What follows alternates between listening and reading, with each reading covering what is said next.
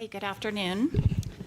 Before we call this meeting to order, we will hear instruction on how the public may access Spanish interpretation. Thank you. Good afternoon. We're offering live interpretation in Spanish during this meeting. If you wish to hear Spanish interpretation, please click the interpretation button at the bottom right corner of your Zoom screen. You will see a globe icon.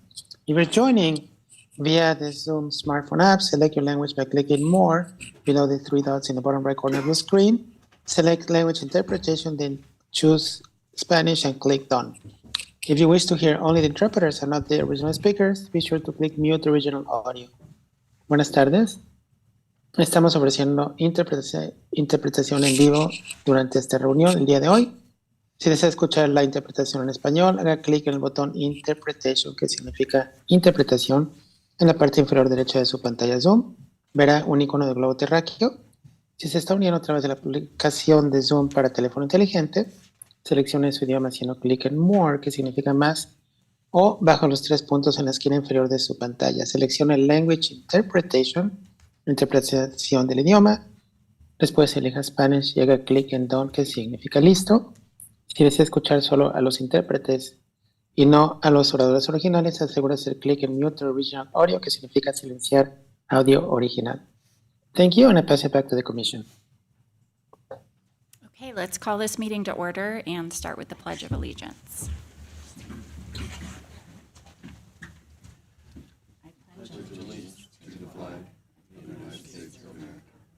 To the republic for which it stands, one nation, under God, indivisible, with liberty and justice for all.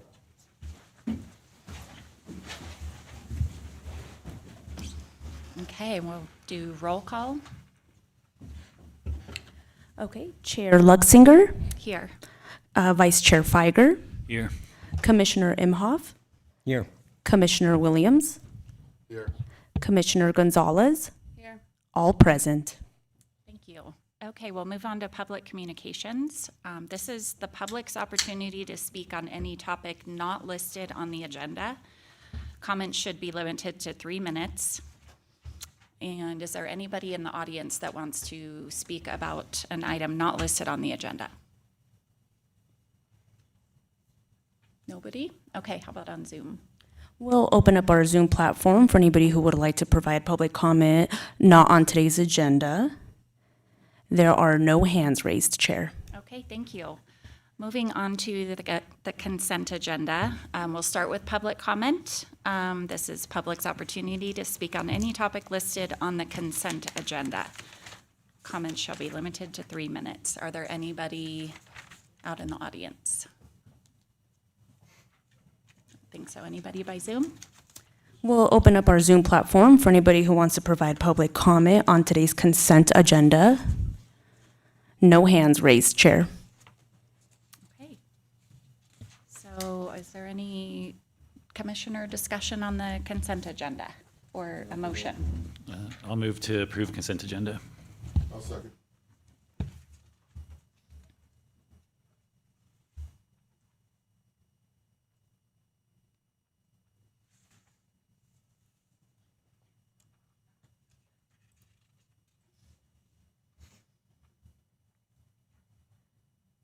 That motion carries. Okay, thank you.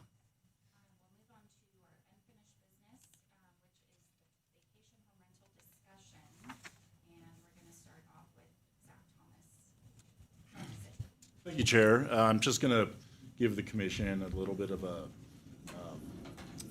suggestion or instruction that came from the last council meeting regarding this item.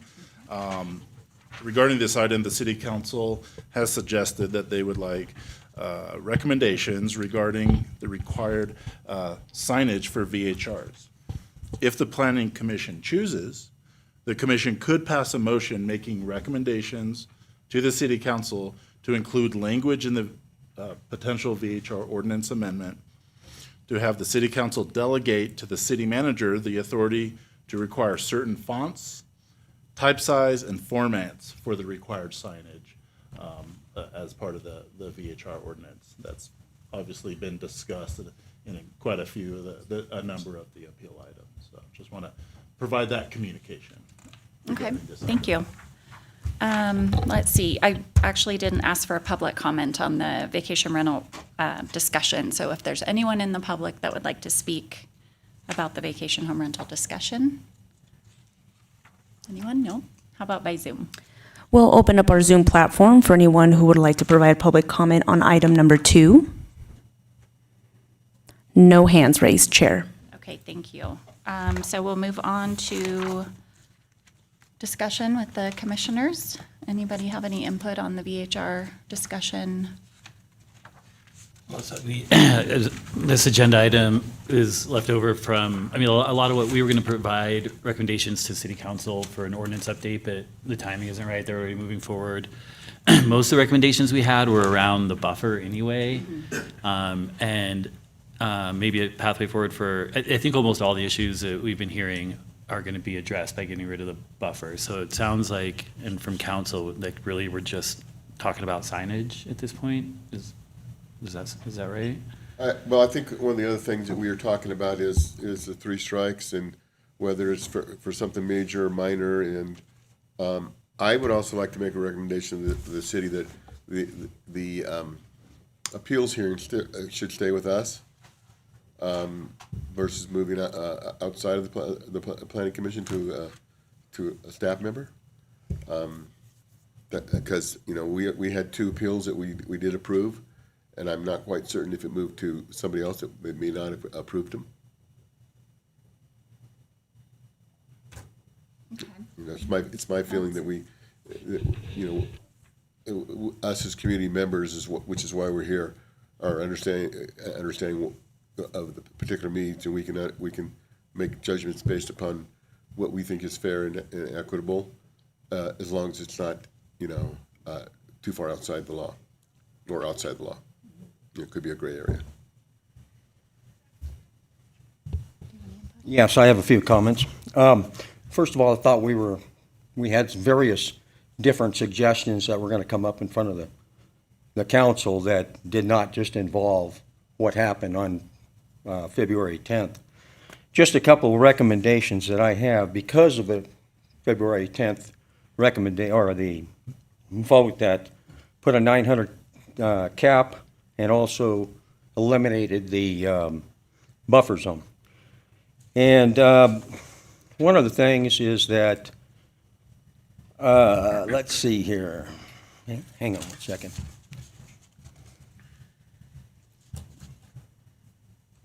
One of the things is that it was kind of refreshing to hear one of the council members say that they're relying more on our committee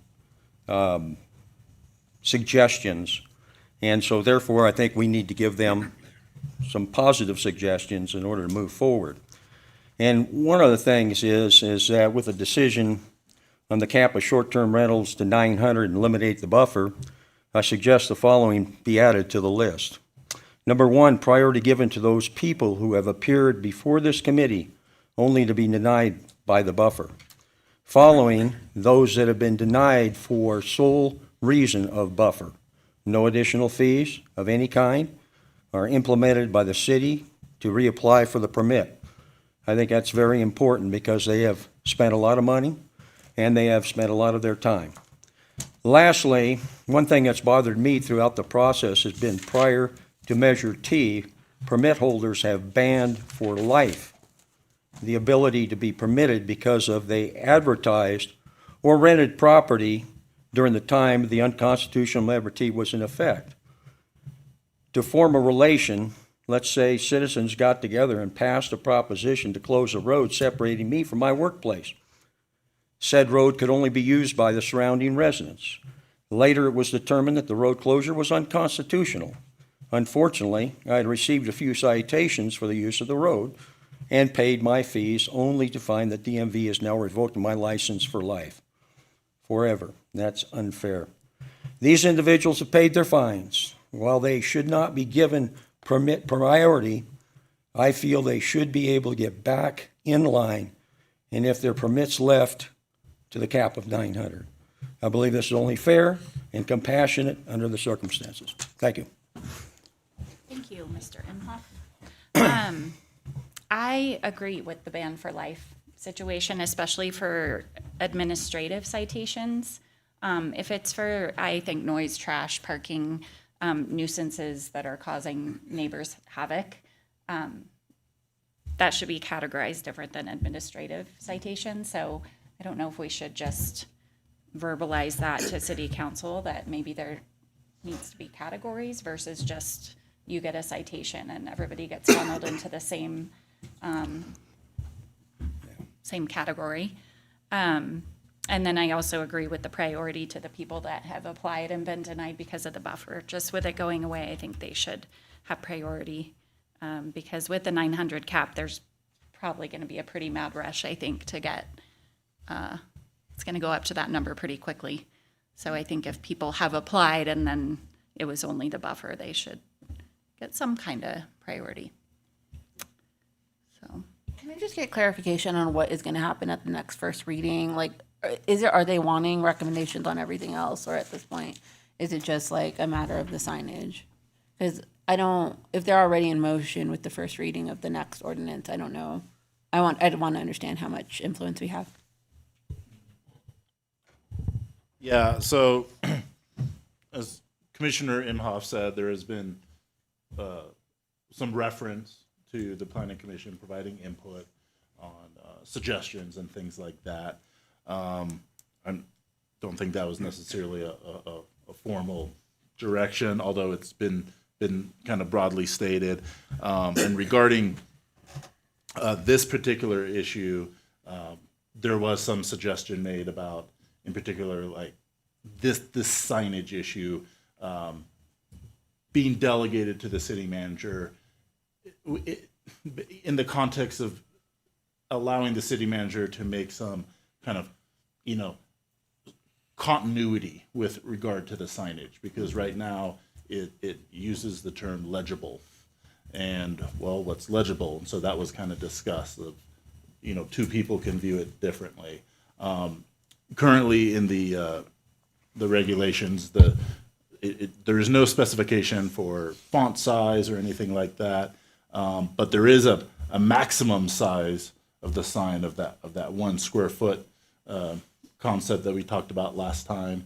So, but within that framework, obviously depending on how the particular situation with each VHR is, the legibility might be different. So again, that kind of came up as a specific item, as did the general topic that Commissioner Imhoff said regarding just the role of Planning Commission in providing suggestions and input on these types of matters.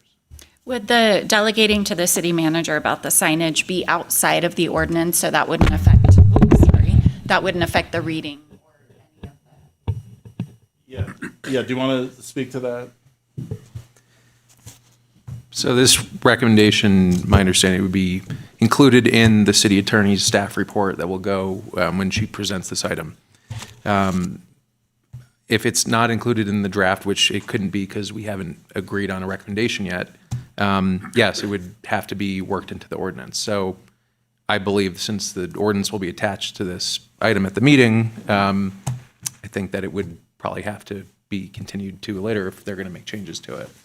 So is that your understanding that there's a first reading going on this upcoming meeting? Absolutely, yeah. That's what they basically suggested is the option 1 that was presented at the February 10th meeting, with the amendment of the reduction of the cap to 900, with everything else being basically the same, coming back as a new first reading. So it would be a first reading required, then a second reading required at a future meeting. Can I get clarification on something? The 900 cap, okay, before Measure 2 is implemented, we had 1,400 vacation homes outside the tourist core. Is that 900 cap outside the tourist core, or is that 900 cap citywide? It's outside the tourist quarter. Correct. Yeah. It is outside the tourist core? Yes, that's correct. Okay.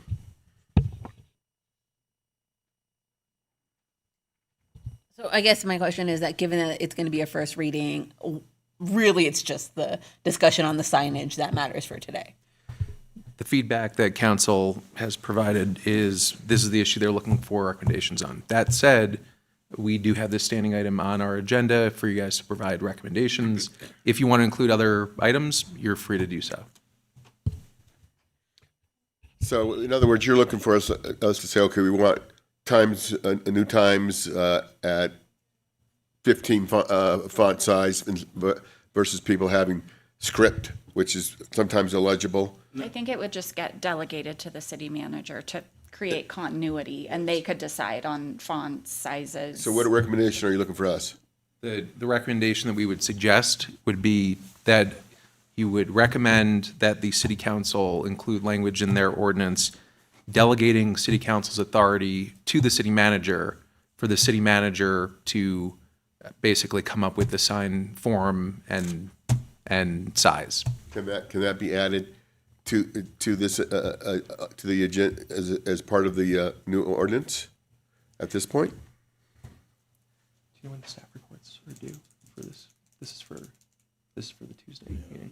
No, it would be too late to make that change. Yeah, so it would not be for the first reading anyway.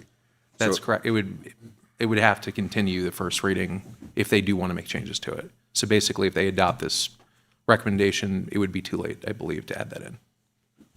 And right now, again, it doesn't, the ordinance is silent on any specifics regarding the sign, with the exception of kind of the size.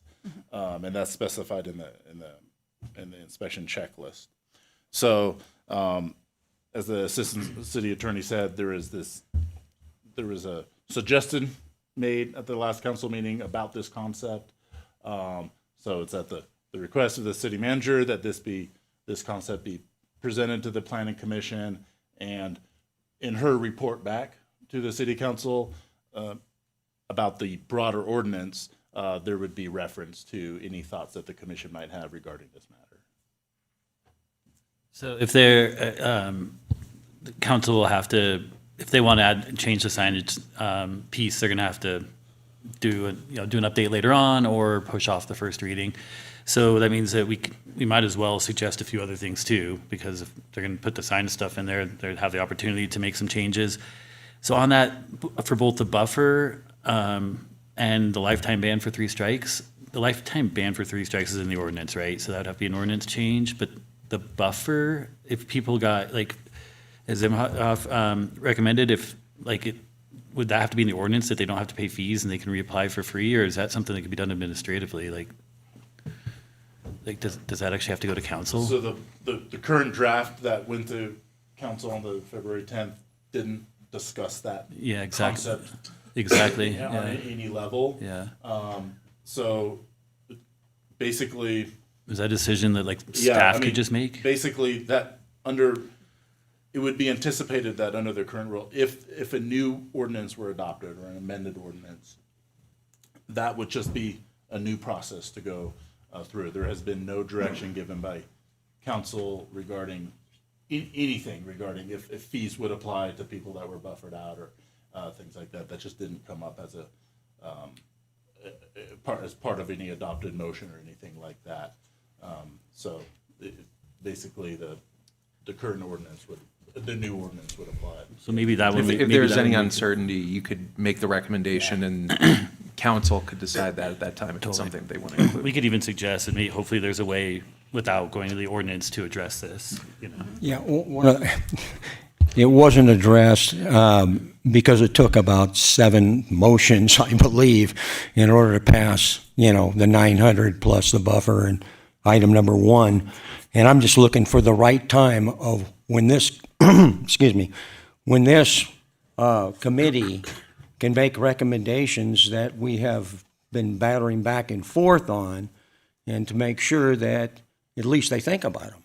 Otherwise, there's not a whole lot of reason for us to be here and talking about the various different aspects. I think there's a lot of them. I really do. I mean, I for agree, example, yeah. I think gonna there's say, a I lot of agree. them. And I just don't know when to write these things down and then submit them to them and say, here's what we've got, adopt them, don't adopt them, do what you want with them, So if we can have a timeline on that, it would be very helpful. I can provide some clarification. In the original ordinance where they gave preference for individuals that had valid permits previously, that was adopted by resolution. That wasn't actually in the ordinance. So there is a mechanism to select a preferred class of people. And when the council last did that, it was by resolution, I believe, wasn't by ordinance. I believe, we can double check on that. I believe it actually was in the ordinance for the preferred group, but we can double check on that. Regarding just the general concept of, so this is a standing discussion item on the planning commission's agenda. So there's a couple of ways that the planning commission can communicate. You know, one could be commission reports to the city council, but also specifically because there was this kind of suggestion made at the previous council meeting regarding this item, and acknowledgement that the city attorney would be communicating in the staff material any recommendations about this item to the city council. Well, I would just say that the city attorney has indicated that if you make recommendations regarding the sign, then she does intend to include that in her staff report to council. I don't know if say you have 10 recommendations, I don't know if that's all that she would be planning to include in her report. Regardless, you are entitled to make a commissioner report to council. So we had this on as a standing item. So after every planning commission, if you had recommendations every time, you can feel free to, we could have a report out to council regarding this issue or any other issue that you want to report out on. Would that be just verbal issues with them, or would that be written previous to the council meeting, or how would that go? So there is an item on every council meeting for Yes. commission reports. So you could appoint a speaker, or the chair could give the report for the commission regarding this issue. Or if you wanted, we could work to prepare a written statement if you all agreed on it, and we could have a staff member circulate that from the commission. Can we do both? Sure, if you'd like. I think that's the way it should be.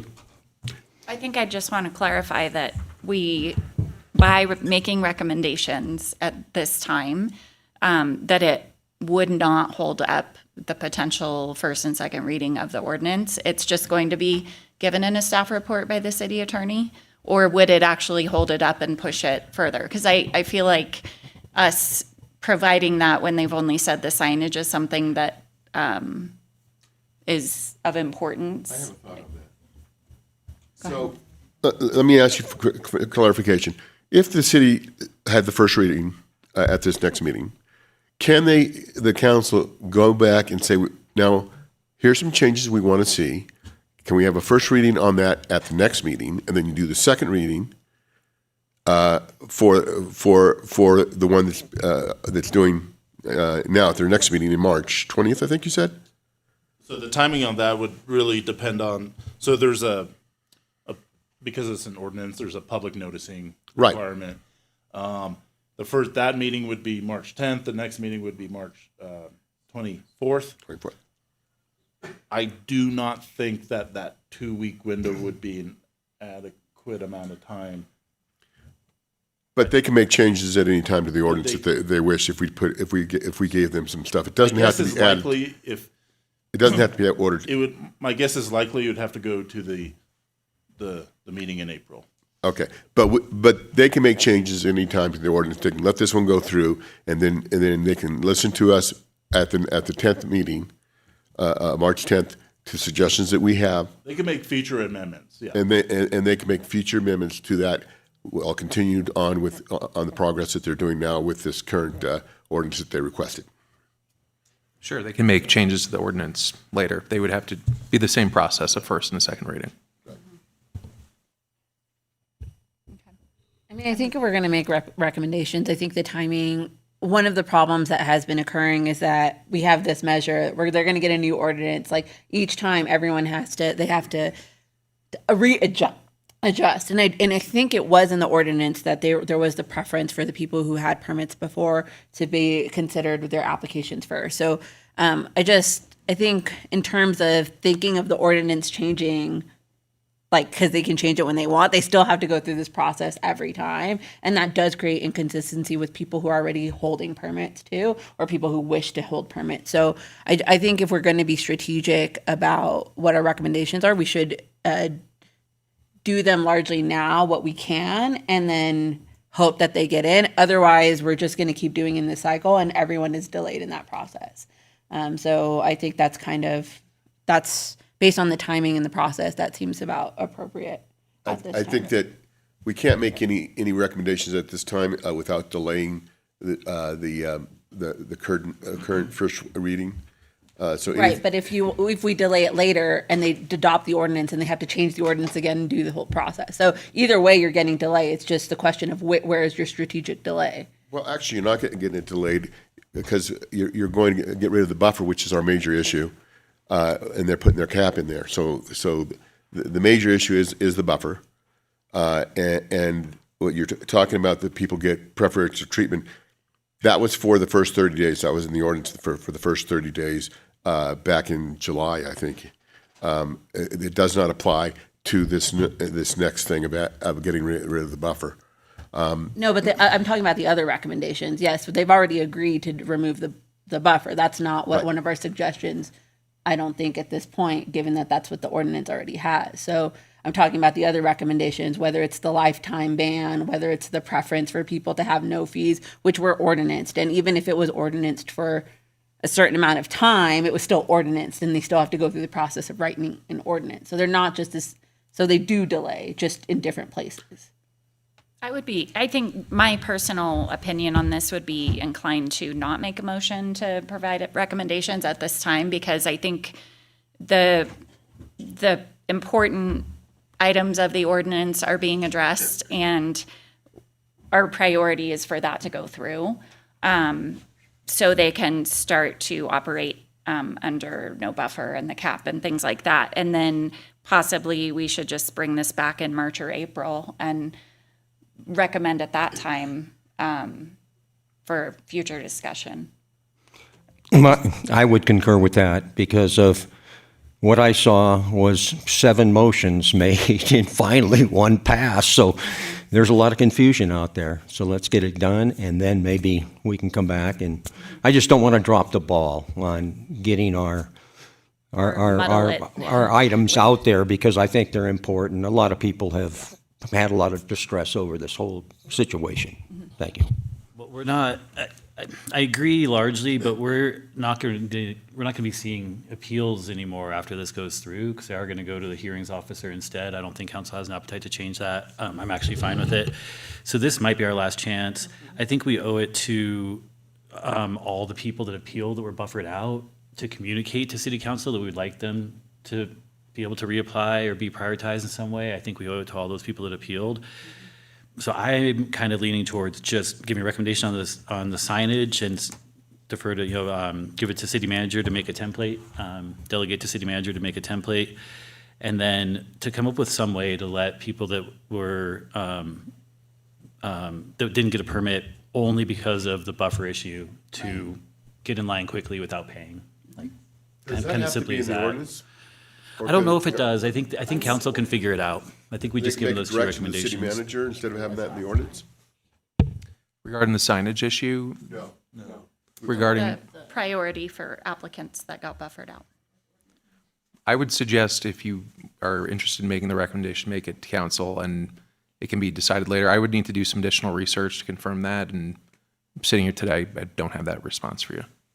Okay, so it couldn't be a direction to the city manager or the acting city manager to, from the city council saying, do this. I don't know that it'd even have to be doesn't sound like it would have to be in the ordinance. You have to check the existing ordinance language to see if it conflicts with that. If it doesn't, there may be some discretion for staff to do it, but it would take some additional research. The ordinance that they're going to adopt or the ordinance that exists now? Well, both.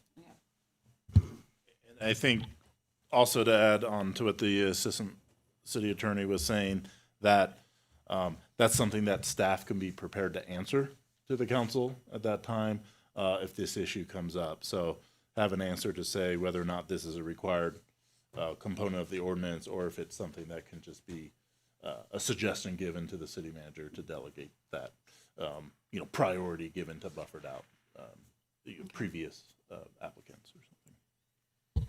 So does anybody want to make a motion with the signage and the? I'll give it a try. Well, clarifying question, are we just asking, so the suggested motion is forwarding recommendations to city council. Can we specifically ask to have these two things included in the staff report? Or how should we, do we need to get specific, or can we just say forward this to city council? You don't have to request that the city attorney included in the staff report. I've already spoken with her. She's indicated she plans to include the recommendations. I would just make the recommendation to council, and then it'll be at the city attorney's discretion to include in the report or not. But at least for the sign, she intends to. Okay. In that case, make a motion forwarding the following two recommendations regarding the vacation home rental ordinance to city council. Number one, for signage, delegate authority to the city manager to create a template for consistency. And number two, to those who did not get a permit solely because of the buffering rule, they get to give them some kind of preference, reapply, no fees, get in line early, some kind of preference. I'll second.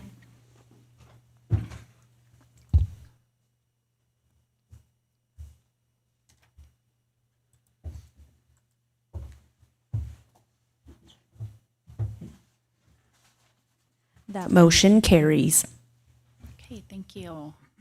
We will move on to new business. We have our 2025 general plan and housing element annual progress reports, and we're going to hear from Ms. Moore.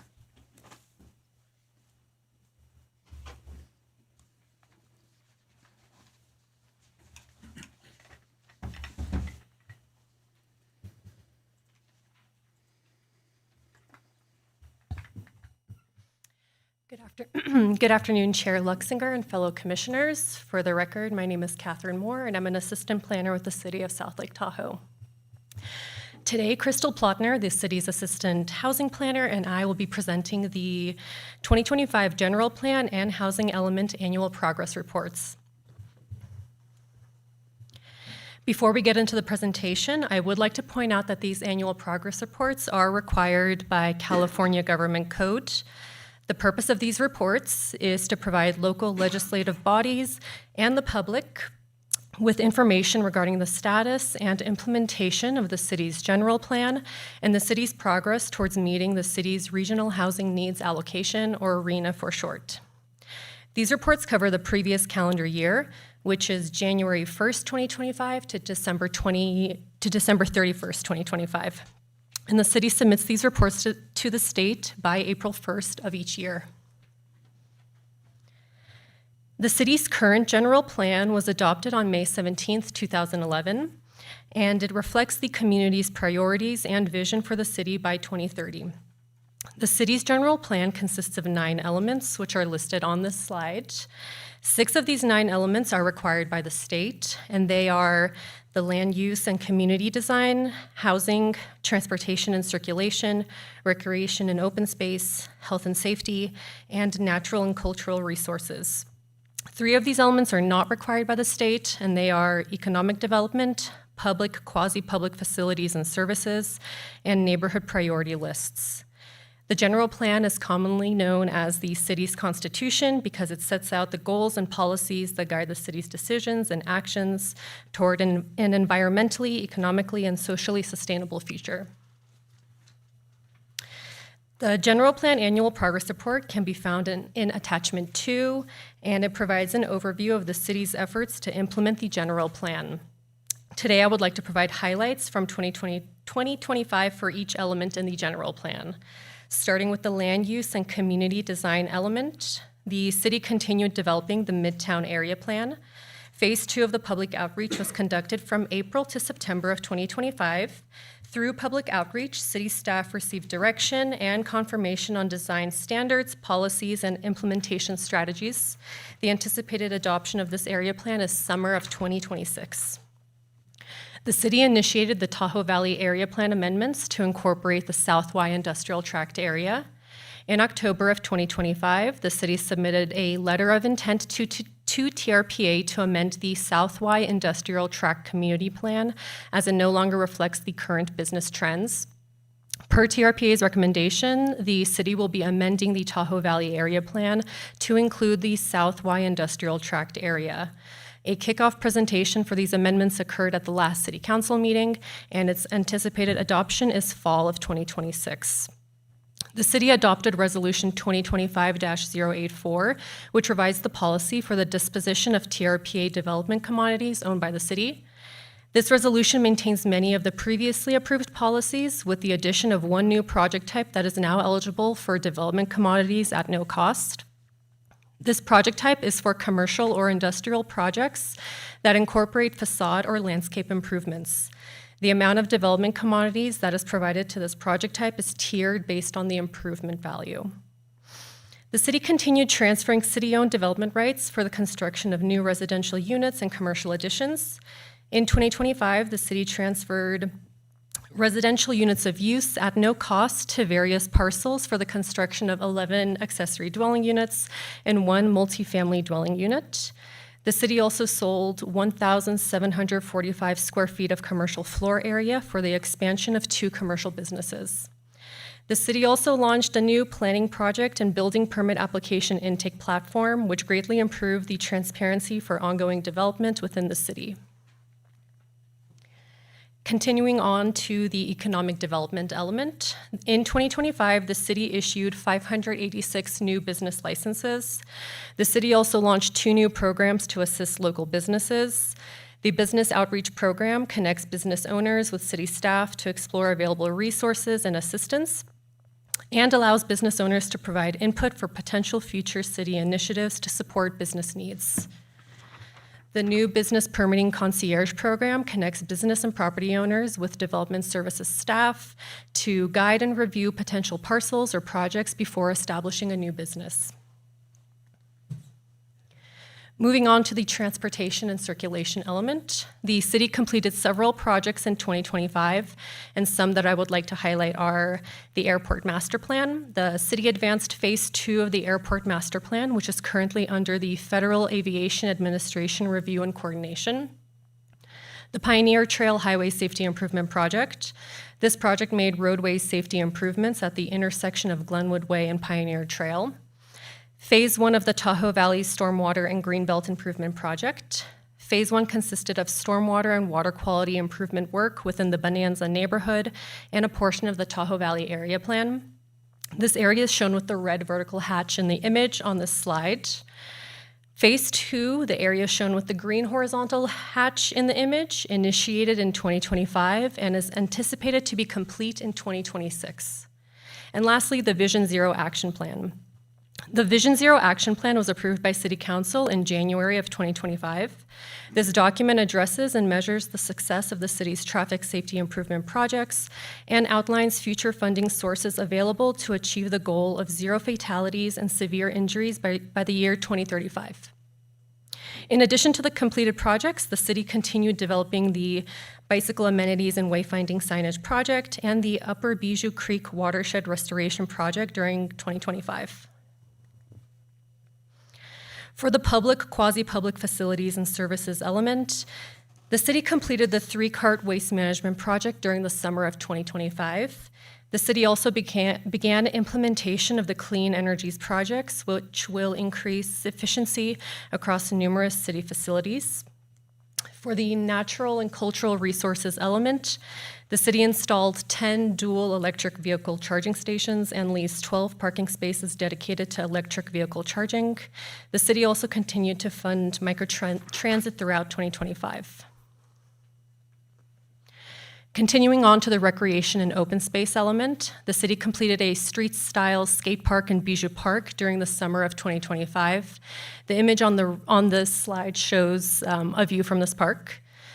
The city also received funding for Phase 1 of the Reagan Beach Landing Project, which will help the city plan for improvements at Reagan Beach.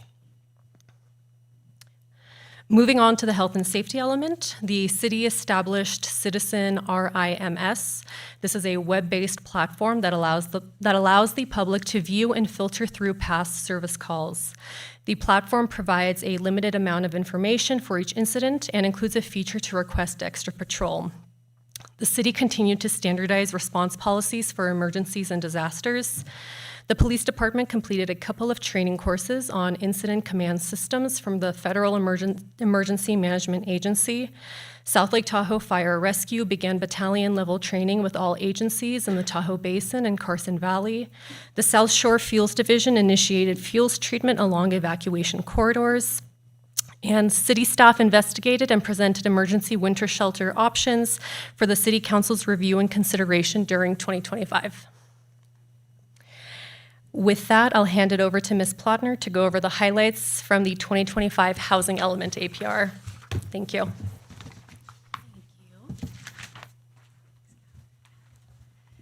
Good afternoon, Chair and Commissioners. My name is Crystal Plotner, Assistant Housing Planner for the record. I'll be presenting on the Housing Element Annual Progress Report. The housing element is one of the mandated general plan elements. It serves as a roadmap for how each jurisdiction will meet the housing needs through goals, policies, and implementation programs. The city has 45 programs in its current housing element. Certification by the California Housing and Community Development Department, also known as HCD, is required for the city to receive funding for housing programs and projects in addition to transportation programs.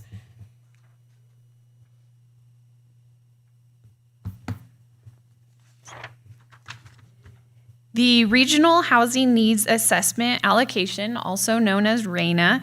RHNA numbers are a large part of the updates that we provide to the HCD on a yearly basis. This chart represents the RHNA numbers for the current housing element cycle. We are in the sixth cycle, which is from years 2022 to 2027. We will be starting an update to our housing element for that will go into effect in 2027. The RHNA numbers are not representative of the current housing need in our jurisdiction, but represent the spread of housing by income level across every jurisdiction in the state. As you can see on the chart, they are broken down by income level and only reflect new construction. So to clarify, renovations or conversions do not count towards our RHNA numbers. It needs to be new construction.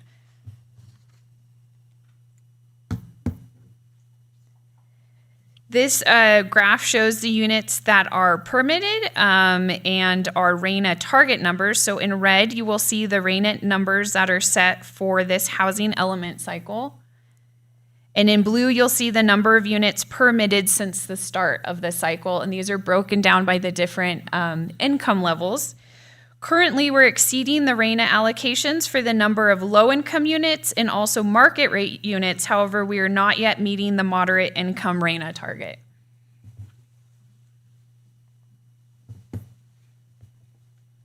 This log shows the number of applications received by building type, the building permits issued, and certificates of occupancy issued to projects. Due to the short building season that we have in Tahoe, as you're all familiar, there is a difference in the numbers between when applications are submitted and, of course, when construction actually begins and when construction is finalized. So that's why there is some differences when we look at applications received in a given year versus projects that are completed within that year. Of the 63 multifamily dwelling units completed in 2025, 60 of those are deed restricted affordable housing units at Sugar Pine Village.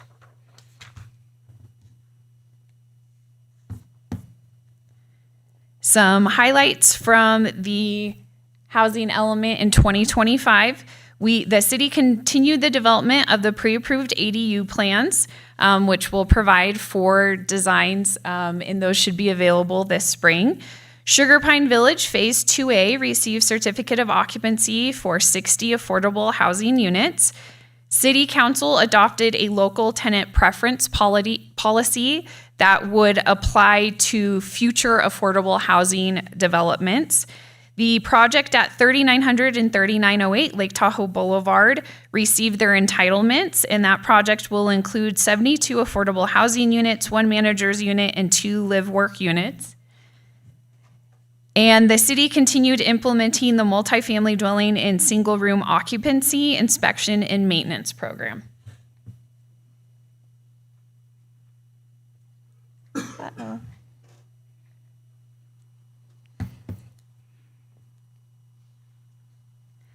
As previously mentioned, the housing element is developed to meet RENA numbers and provides data on housing, population growth, and sites inventory.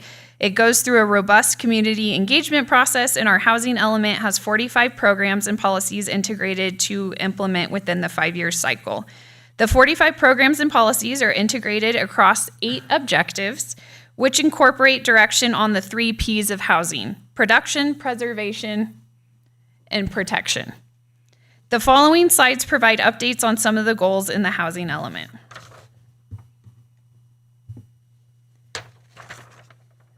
Goal 1 is to increase housing opportunities for South Lake Tahoe residents of all economic levels. One of these programs to meet this goal is the Rental Assistance Program, which provides 0-interest loans for security deposits for low-income households in the city. In 2025, this program assisted 39 households, which equates to a total of 87 people. 49 of those households have children, and 31% of those households have a member that is either a senior or has a disability. In 2025, the Lease to Locals program continued. However, it was brought in-house to be administered by the city's housing division and was renamed the Long-Term Rental Incentive Program. In 2025, 22 people were housed through this program, and in total, 149 people have been housed through the length of this program. The city's housing division also held 2 housing community office hours, and staff attended 18 other community meetings to discuss housing programs and projects.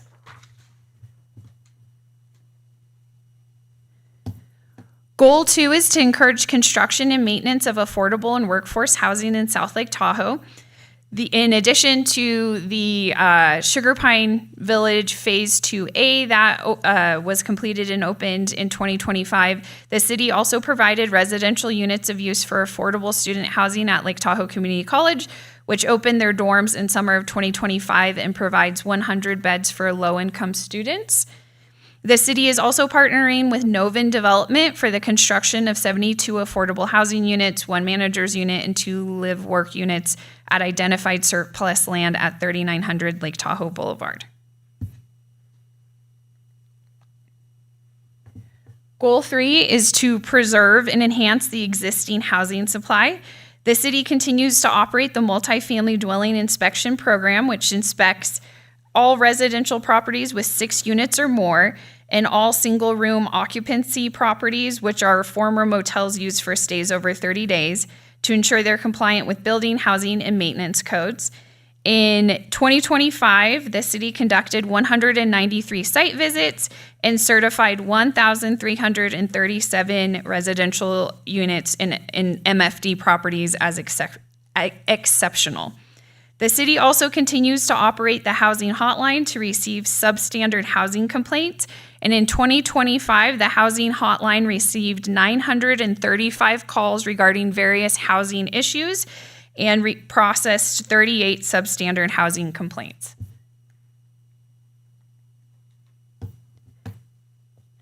Goal 4 is to provide a range of housing services for households with special needs within South Lake Tahoe. The city staff work closely with Tahoe Coalition for the Homeless and also Vista Rise, which is formerly known as Live Violence Free, to serve individuals and families who experience homelessness or domestic violence. Staff also represent the city on the board of El Dorado County Opportunity Knox Continuum of Care, which works on local strategies to address homelessness.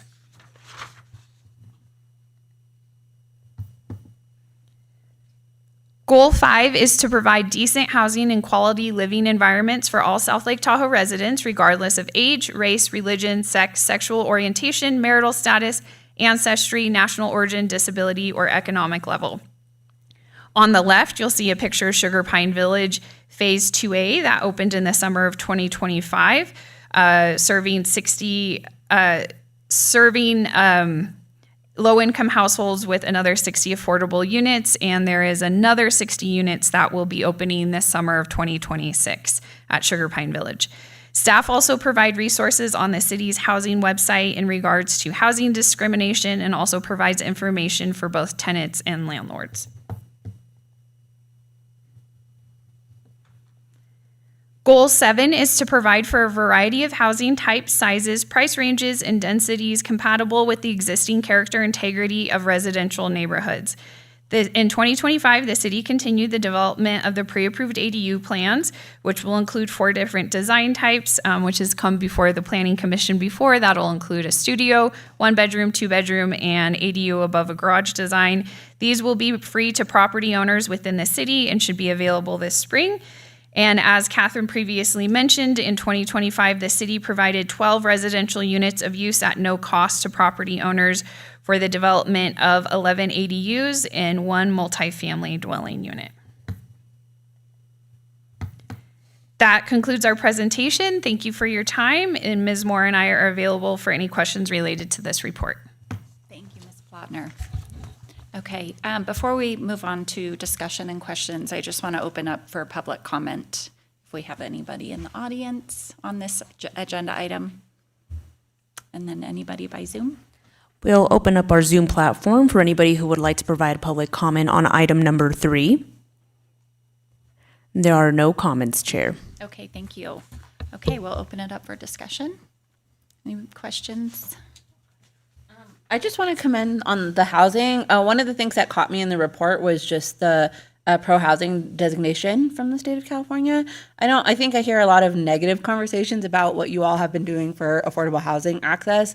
And I would encourage people to read the report on it because it was pretty cool to hear what this designation allows for you all to do in terms of getting additional resources and grants and where that puts you for grants. So first, I want to just commend you for all of that. So good job to your departments. I had one question about the projects completed. You said for the buildings completed, you said that the date of completion doesn't match the applications, which makes sense because of construction. But do you guys know on average how long it would take us for us to see the numbers of project completed? What I guess when the applications received would reflect the number of buildings completed. Is that a number that we're able to see long term? Councilman, that's actually a pretty tough question.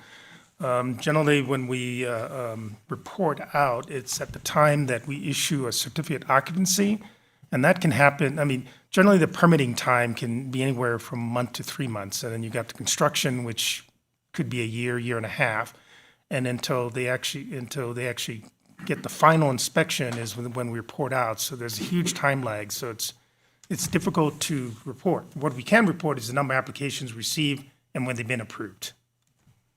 I figured as much. And then my other question was about the housing hotline. I noticed that there was a big number of those hotline were referred out. Are you all able to track successes with referrals? Because sometimes those referrals can lead to dead ends, but do you know if those have led to successful, just tenant rights or whatever the complaint is based on? Thanks for the question. There is a large number of referrals from the housing hotline, whether it's to Tahoe Coalition for the Homeless, to Legal Services of Northern California, if it's regarding civil issues, usually between tenants and landlords.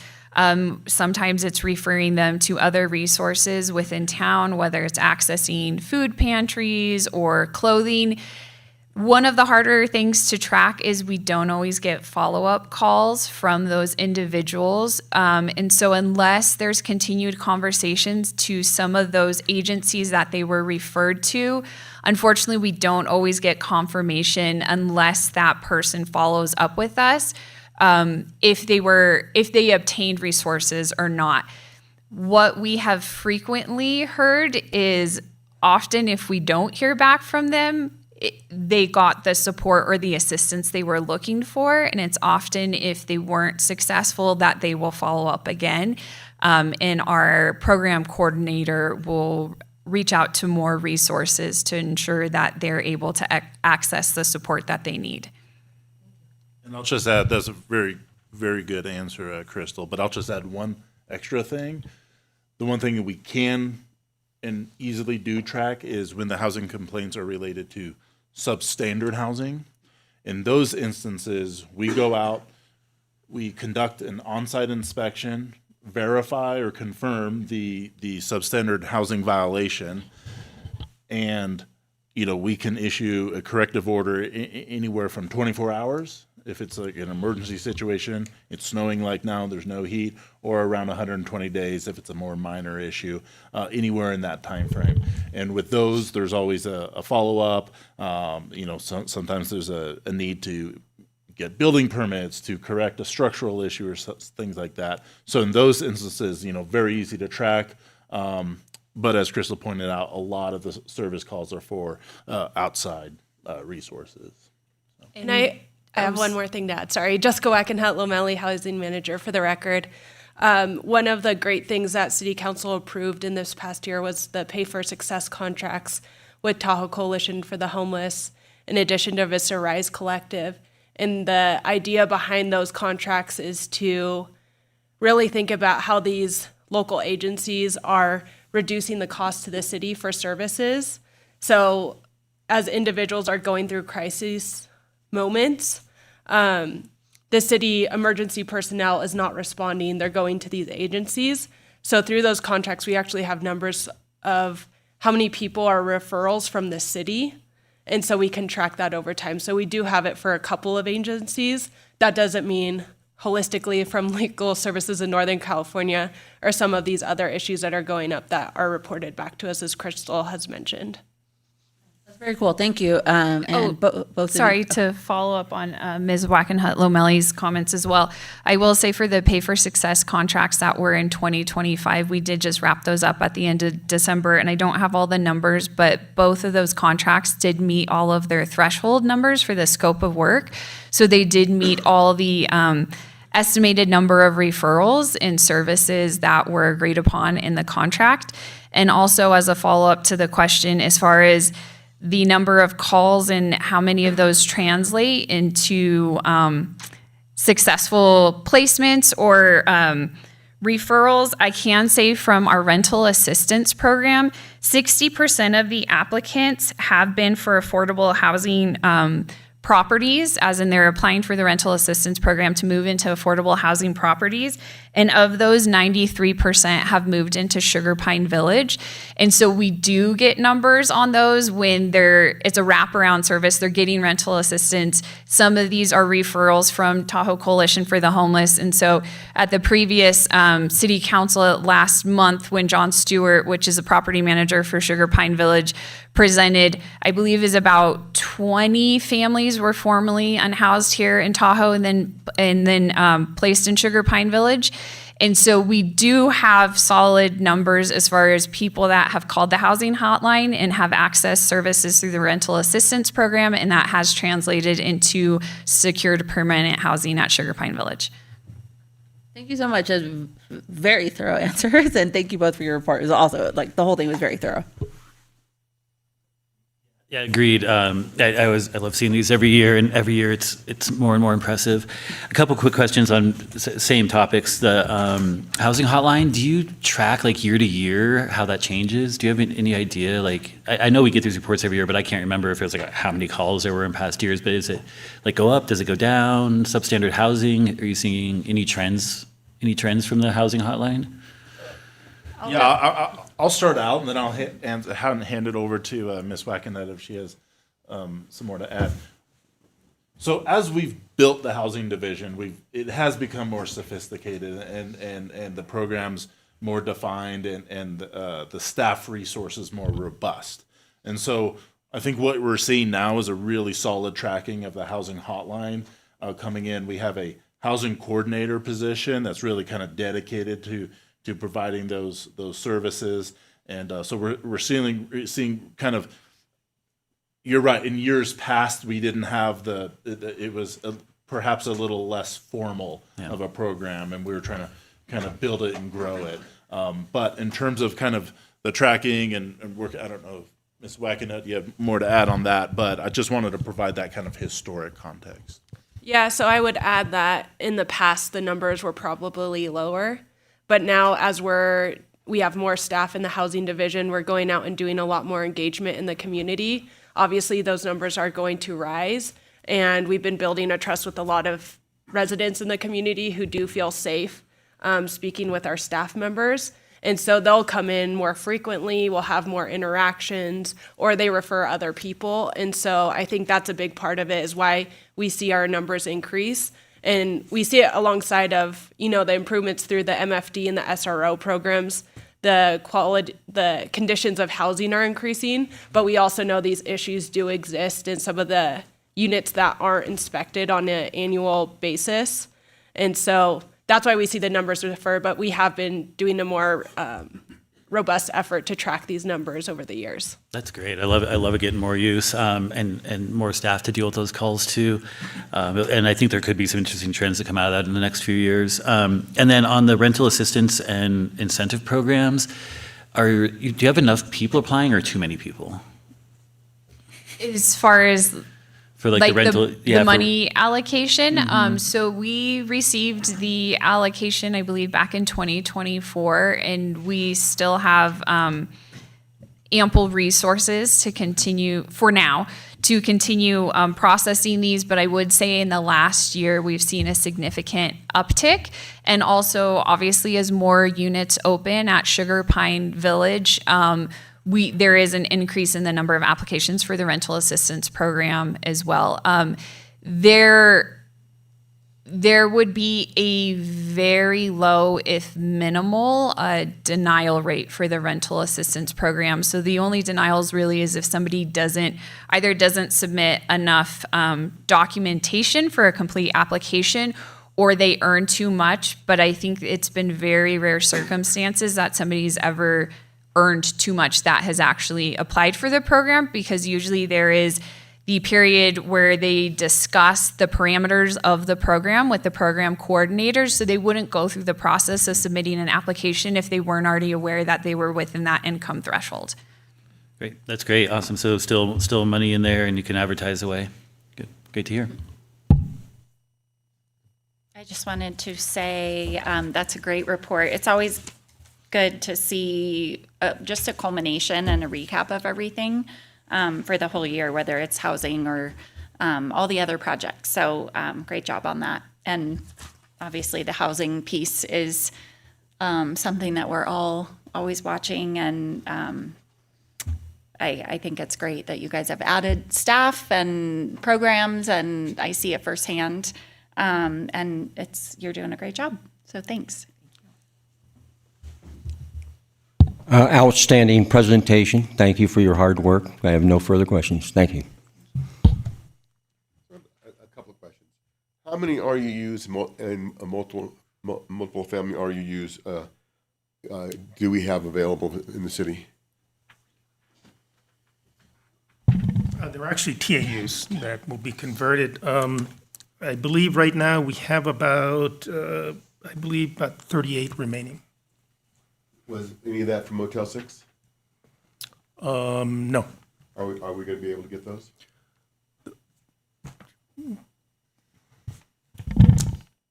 So there is an existing MOU between the Conservancy and the city. In that MOU, it discusses that the Conservancy should prioritize using those units within the city, but we haven't seen any kind of formal transfer or decision from the Conservancy regarding that. But there is language to encourage that. Yeah, because my understanding is in the past we have switched off with them some of our other things that we may have with them and got some of the TAUs in the past. So hopefully that will be something that we can do, especially on those Motel 6 ones, which many of them will qualify for bonus units on a 3-to-1 basis. Okay, so and then on the ADUs, we had 11 ADUs and one MFD, a multifamily dwelling unit. Are those RUUs, or are they multifamily RUUs that we're using? Those would be single-family RUUs, because it would be one ADU on a single-family property. Okay, that's too bad we can't get the TRPA to allow us to use multifamily on that, since essentially you're putting the second unit on that lot. Yeah, so so ADUs are not counted in the density definition, and thus is a single-family property that develops an ADU is not considered multifamily for density purposes, and so TRPA requires single-family RUUs for ADUs on a single-family property. On a multifamily property, if someone proposes an ADU, then TRPA does allow the multifamily residential units to be used. And we have at least 2 projects that have gone down that route. On the number of ADUs,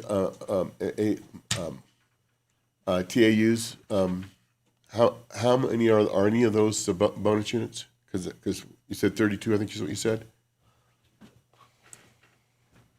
I don't believe so. Most of the TAUs we have are from parcels or designated high capability and not stream environment zones. Yeah. Because 32 is not a lot. And then after 27, we're going to have to get new RENA numbers. And unless we can figure out how to get some more allocations, that's going to be an issue for us. Because, in the basin, you can't build unless you have an allocation. Okay, and then how many of the 128 sugar pine units that are currently constructed went to locals? I can respond to that. So City Council received a presentation from John Stewart Company, which is part of the Related California, the development team. So they're the ones managing the property. So they provided a great presentation for the record, so anyone can watch it, about how residents are selected for Sugar Pine Village.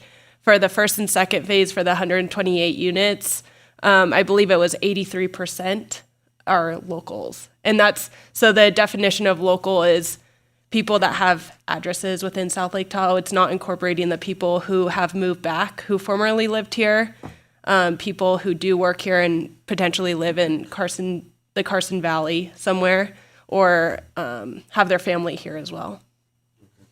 And then how many of those are very low versus low income? Do we have any 80% yet? For the second phase or first phase or both? Both. Yeah, so I don't have the numbers in front of me right now, Catherine, do you have that open in that chart for the APR? So we do have it because there's so many units that are designated for each one of the income levels, either 30, 50, or 60% of the area median income. And so we do have those broken down because they have to be consistent with the grant and financing grant guidelines for each of those phases. Yes, I understand the first phase, there was no low income, they were all very low, is my understanding. So low income is 60% of the area median income, very low is 30%, so it is a mixture of all 3 of those levels. Okay, I thought low income was 80%. So yeah, but for these first 2 phases, they're up to 60% of the area median income. That's very low, right? No, very low is 30%. Below 30%? Yeah. So I'm thinking about, so the state just readjusted how they're defining the income levels. And so 0 to 30% is, I believe, extremely low or acutely. I'm forgetting the exact terms. I could get back to you on that because it's a little. Extreme. They just added it is confusing because they just added a new term this year called acute, and I think it's below 15%. Yeah. But none of, the financing, everything for Sugar Pine was done, 2-3 years ago, and is being open now. So it goes down to the 30% range, which is extremely low. But 60% is very low. Below 80% is low. Yeah. Okay, 60 to 80 is low. Very low is 59 and or what to 30. Yeah, down to Okay, so 30 and then I had that correct in my mind. extreme, yeah, you're basically what you're saying, yeah. Okay. Commissioner Williams, I could address some of those questions. We have some of those numbers there. So acutely low is 0 to 15% AMI, extremely low is 15 to 30, very low is 30 to 50, and low is 50 to 80. And then for the numbers for just 2025, I don't have the numbers for 2024, but 18 of those units at Sugar Pine would be extremely low, which is the 15 to 30. And then 41 would be the low, which is 50 to 80, but because it's Sugar Pine, it would be 50 to 60%. And then there's the one manager's unit, which would qualify as moderate. And so that would be the 60 units that opened this in 2025. Do we know what the next year's numbers are going to be on how many people are required to have if we have more people who are actually 60 to 80%? I actually do have those numbers. One moment. Yeah, we get those when we close on financing. Those numbers are all solidified on how many units are provided at each income level. Do you have those, Crystal? Yeah, so in like Ms. Wackenhut-Lamelli said, this might change by the time they secure financing. But as of right now, 2B looks like it would be 9 units for extremely low, 9 units for very low, and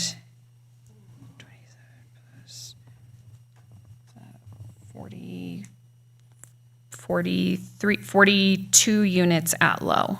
Oh, that's great, because the low is more of our workforce who are working 40 hours a week, because most people are making at least $20 an hour or more. So that's good to hear. I'd always worried about getting more workforce for the people who are making a little bit more, not being able to get any of these units. And of course, we don't even know what the last phase is going to do, because you don't even have the financing arranged on that, do you? Sorry, apologies. The numbers that I just told you is for 2B, so that's the final phase. So that's subject to change. Let me tell you for summer 2026. Apologies for that. That would be 18 units at extremely low, which is 30% AMI, 9 units at, that's 41 units at low, which would be the 50 to 60% AMI as well. Oh, nice. Okay, and then for the one unit that we approved, the 70-unit ones that we approved last year by 7-Eleven, I think that maybe you should mention that we got an allocation of $1 million from federal funding that Congressman Kiley got. Maybe put that into your report. Correct. I believe that just came through this year in 2026. It just happened. It was after the report. It was already prepared. But that is correct with the most recent federal budget allocation. There was $1 million earmarked in the under the community. Trying to remember the exact name. I think it's the community funding program or community project funding program.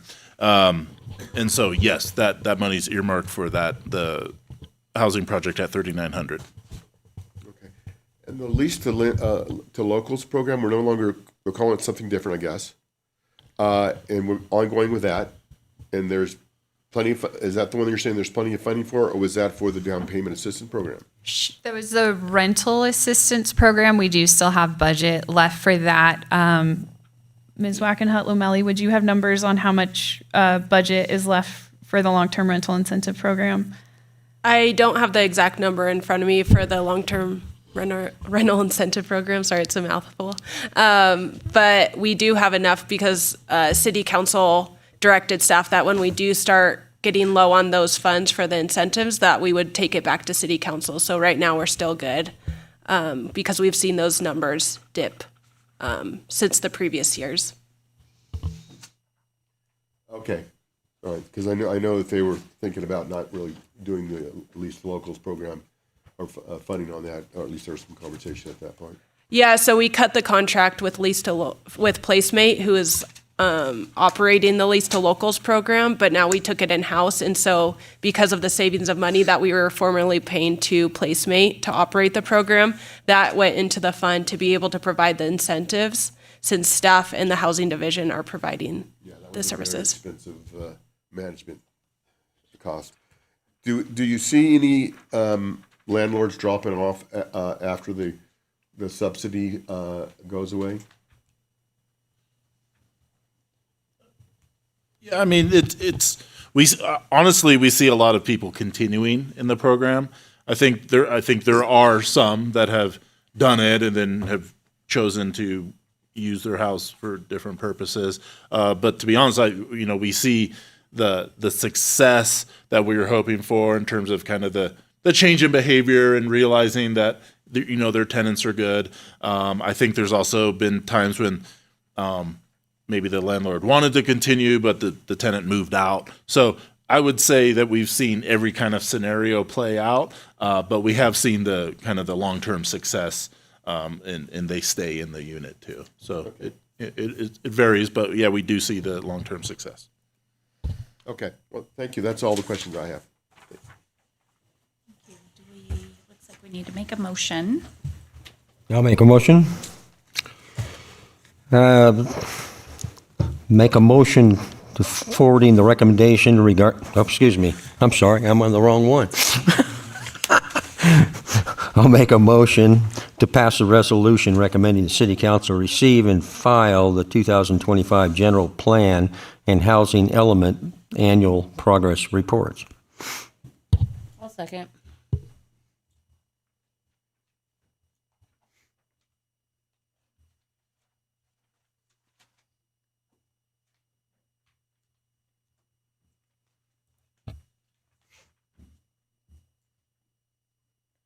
That motion carries.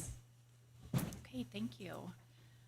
We will move on to our next agenda item, which is Tahoe Keys Well Number 4 Site Improvements and Water Line Upgrade Project, Major Design Review and Special Use Permit. And Mr. Hitchcock is going to start us off. Chair, before we start, I am going to recuse myself due to proximity of my residence to the project site. Thank you. Mr. Bardzell, should we do public comment before the presentation or wait until after? He can give the presentation, then public comment, then we can bring it back for discussion. Thank you. Good afternoon, Chair, members of the Planning Commission. For the record, John Hitchcock, Planning Manager. The item before you for consideration is the Tahoe Keys Well Number 4 Site Improvements, Waterline Upgrade Project, Special Use Permit and Major Design Review. This is a city approval only. A separate application has been submitted to TRPA for their review and approval.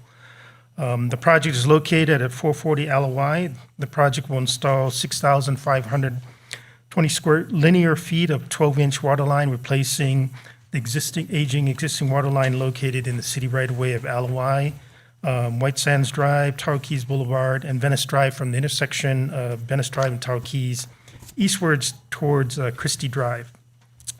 It also proposes a new 2,000-gallon per minute pump well house will be constructed just north of the tennis courts at 440 LOI. The pump house will include standby generator, electrical equipment, instrumentation, and chlorination equipment. It'll also include a single-stall bathroom as part of the projects for use by individuals that recreate in that vicinity, particularly the tennis courts.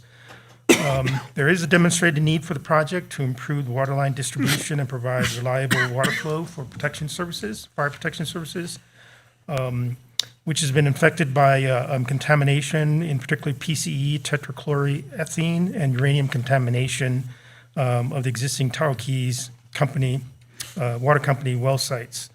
An initial study was prepared for the project and circulated for public comment between December 4th and January 2nd. We did receive one comment from the State Water Board. The initial study was revised to incorporate the Water Board's comments.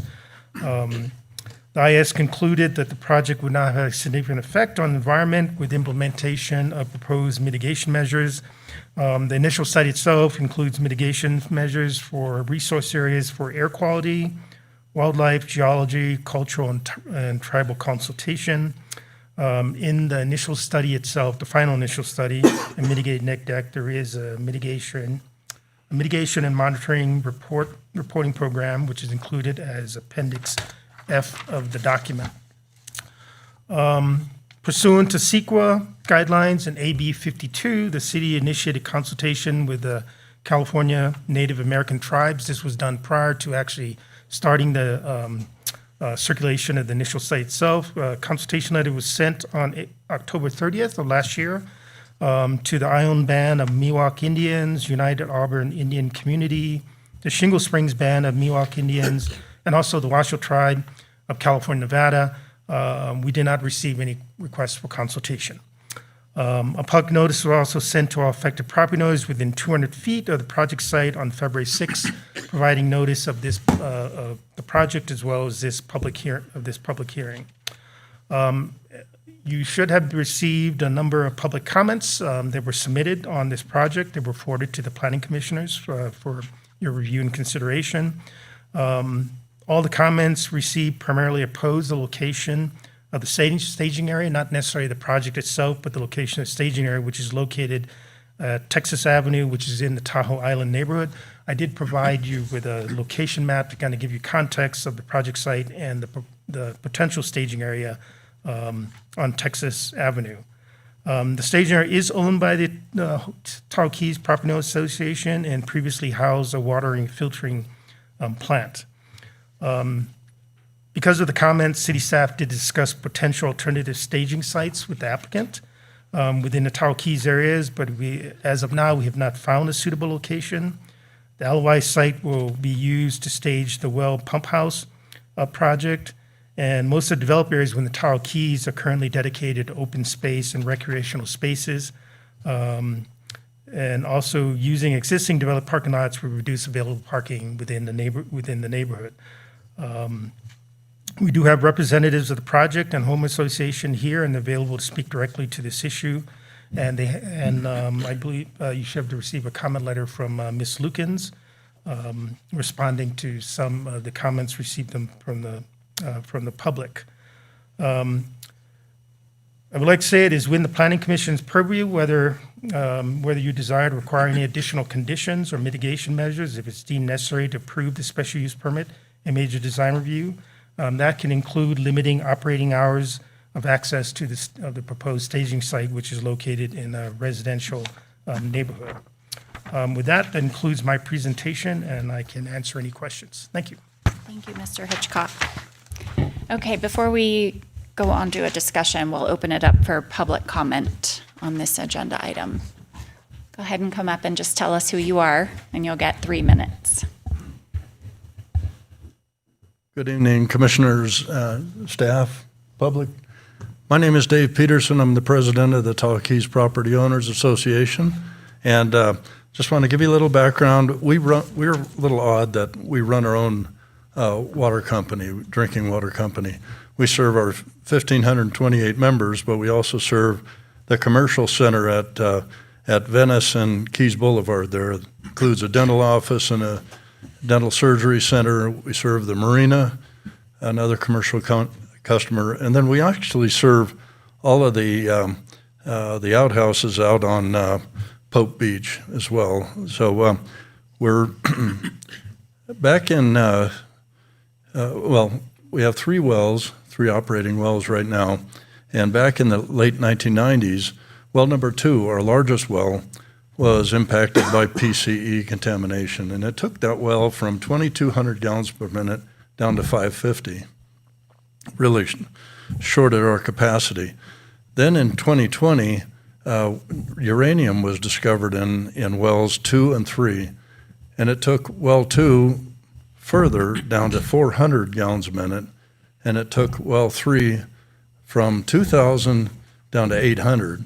So we've been really water short since 2020. We've been in a bad place. So we need to drill this well to restore our firefighting capacity primarily.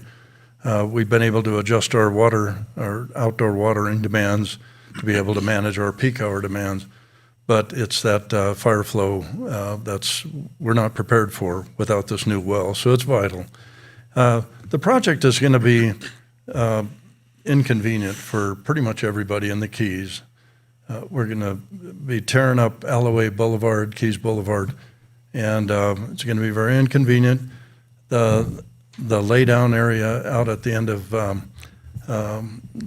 Texas Avenue is it used to be a water treatment plant for the lagoon water, and it hasn't operated in a number of years, but we use it as a corporate yard already. So this laydown area, excuse me, isn't really a change in the nature of the use. The number of trips out there isn't going to be huge. This is a well and a pipeline project. It's not something with massive quantities of earthwork where you'd have to have a big stockpile and earthwork trucks moving. So anyway, I hope you all have had a chance to digest this thing. It's very important to us.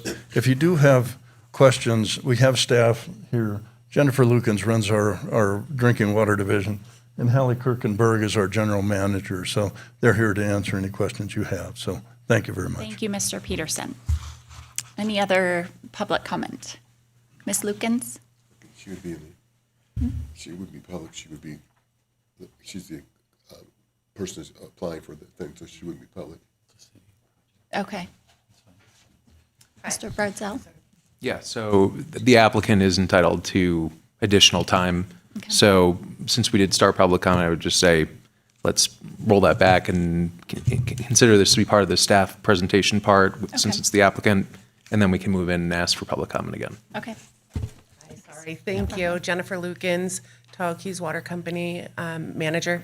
I wanted to thank Mr. Hitchcock and all of his staff for all of their assistance through this very time-consuming process. I just want to reiterate that, one, water infrastructure is a necessity for public health and safety, fire protection, domestic drinking water, ensuring our community members get safe, reliable drinking water. That's always our top priority. Also, we understand that water line construction is not fun. It's inconvenient. We have a short window of time to be able to do it in this community. And to complete these projects, we work very closely with our contractors to identify the best possible placement of staging areas for materials.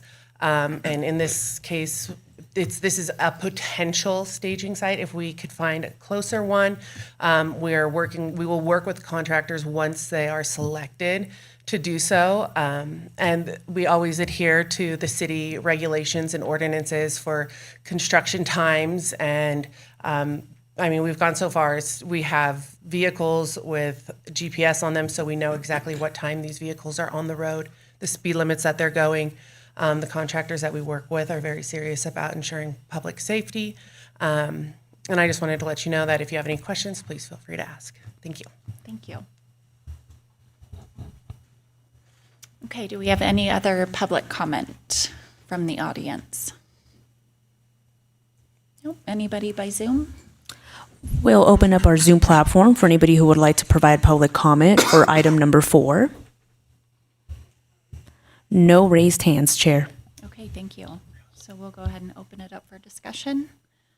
Are there any questions, comments?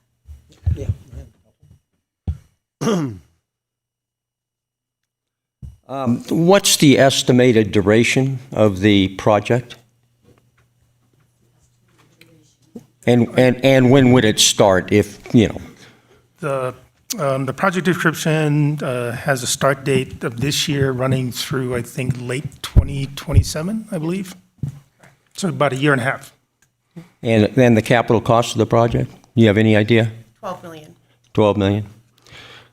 Question, will there be children present at Tahoe Valley during the construction? If it's through 27? I don't believe so, just because our construction season is mostly in the summer. So, But so this project is going through 27? yeah, but we can only construct during May to October, so most of that. So time it'll the probably be children- mostly that they're out of Yeah. school. And really, the construction site is nowhere near Tahoe Valley. The only, I realize that, but that, you have two ways to get into that construction site. Correct. One is to go down, whatever, and then make a left on 12th Street, or go up and go from Washington and I come back in. I can almost guarantee you that a contractor would prefer to go down towards 15th Street and around than go through Tahoe Island to get to the sites. And that's something we're happy to discuss with contractors at any time. Okay. Have you, you know, my concern is this Texas staging area. You're gonna be having excavators and dump trucks and all kinds of things going down that very long street for, that's all residential. Have you spoke with the marina to see if you can do some staging there? The marina has their own construction going on, so they don't have the But you availability for sites. have you asked them? I've spoken with their contractor, and they don't have available sites. Okay, and then that area where the well is the well already drilled? No, we've done our test drills, our test wells. So you've tested it out to make sure it doesn't have any of the contaminants that. Yep, and it's been approved by the California Department of Public Health. Okay, that area there, it's got a long grass area there. Yes, but that's going to be staging area for the drilling contractor and Okay. for the contractor that's building the house, or the house, building the structure around The sheds. the well house. We're building a new house. Okay, so that they're going to take up that entire area there. Pretty much, yeah. And I mean, in all honesty, if we start taking up the parcels that are already designated as public parks and using that as parcels or as staging area, we're going to be destroying that area and then having to rebuild that area, and that's additional money that's not budgeted for in these projects.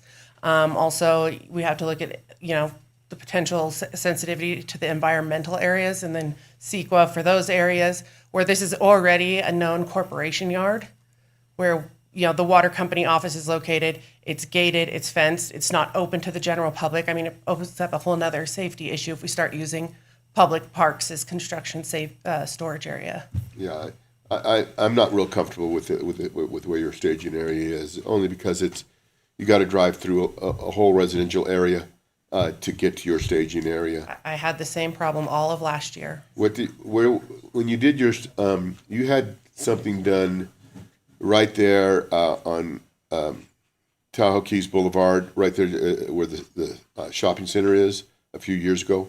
Where were you staging then? That was South Tahoe Public Utility District, and that was their sewer lift station. I don't know where they were staging at that time. Okay, that wasn't your project. No.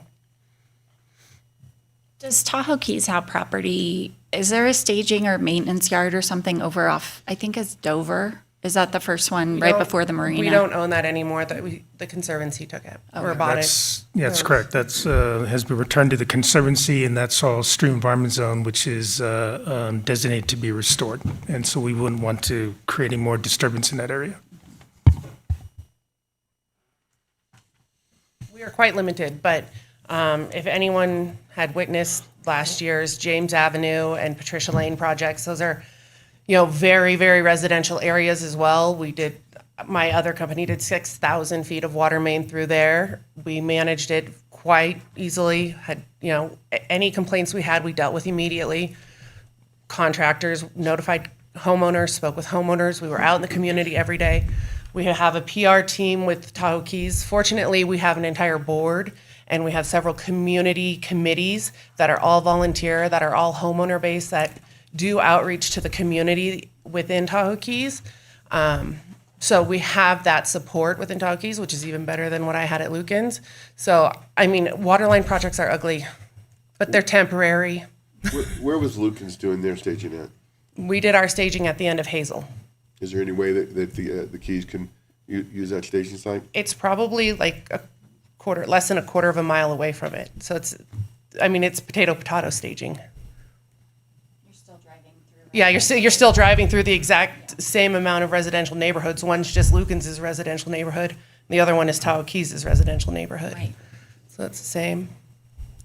I think there's some concern too over the safety of that area there. There's no sidewalks. There's going to be a lot of traffic going in and out of that. And it's right to a dead-end street. Yeah, it's the same in any neighborhood. Any neighborhood in this entire community, if you're replacing water lines, you run into the same problem, and I have to have some place to store this material. It's not like we're driving in and out of there, hanging out, partying. I mean, these are contractors. They're going to get their supplies for the day that they need, bring them out, do the work, hopefully not have to bring the material back. Hopefully it's going into the ground. But, I mean, it's the unfortunate, it's the dirty part of underground work in this community. I mean, any part of it. I mean, I'm sorry, but it's Yeah. what we have to do to get you guys the water, you know? Will, I was just going to say, will most of the heavy equipment be going in and out on a daily basis, or will it be at the site? Usually in my historical projects, the heavy equipment will just stay there overnight. Wherever they're at, they stage it there overnight. So mostly it'll be transportation of pipe and various other Yeah. They're not sundries. hauling those big excavators in and out every day. They just kind of move with the project.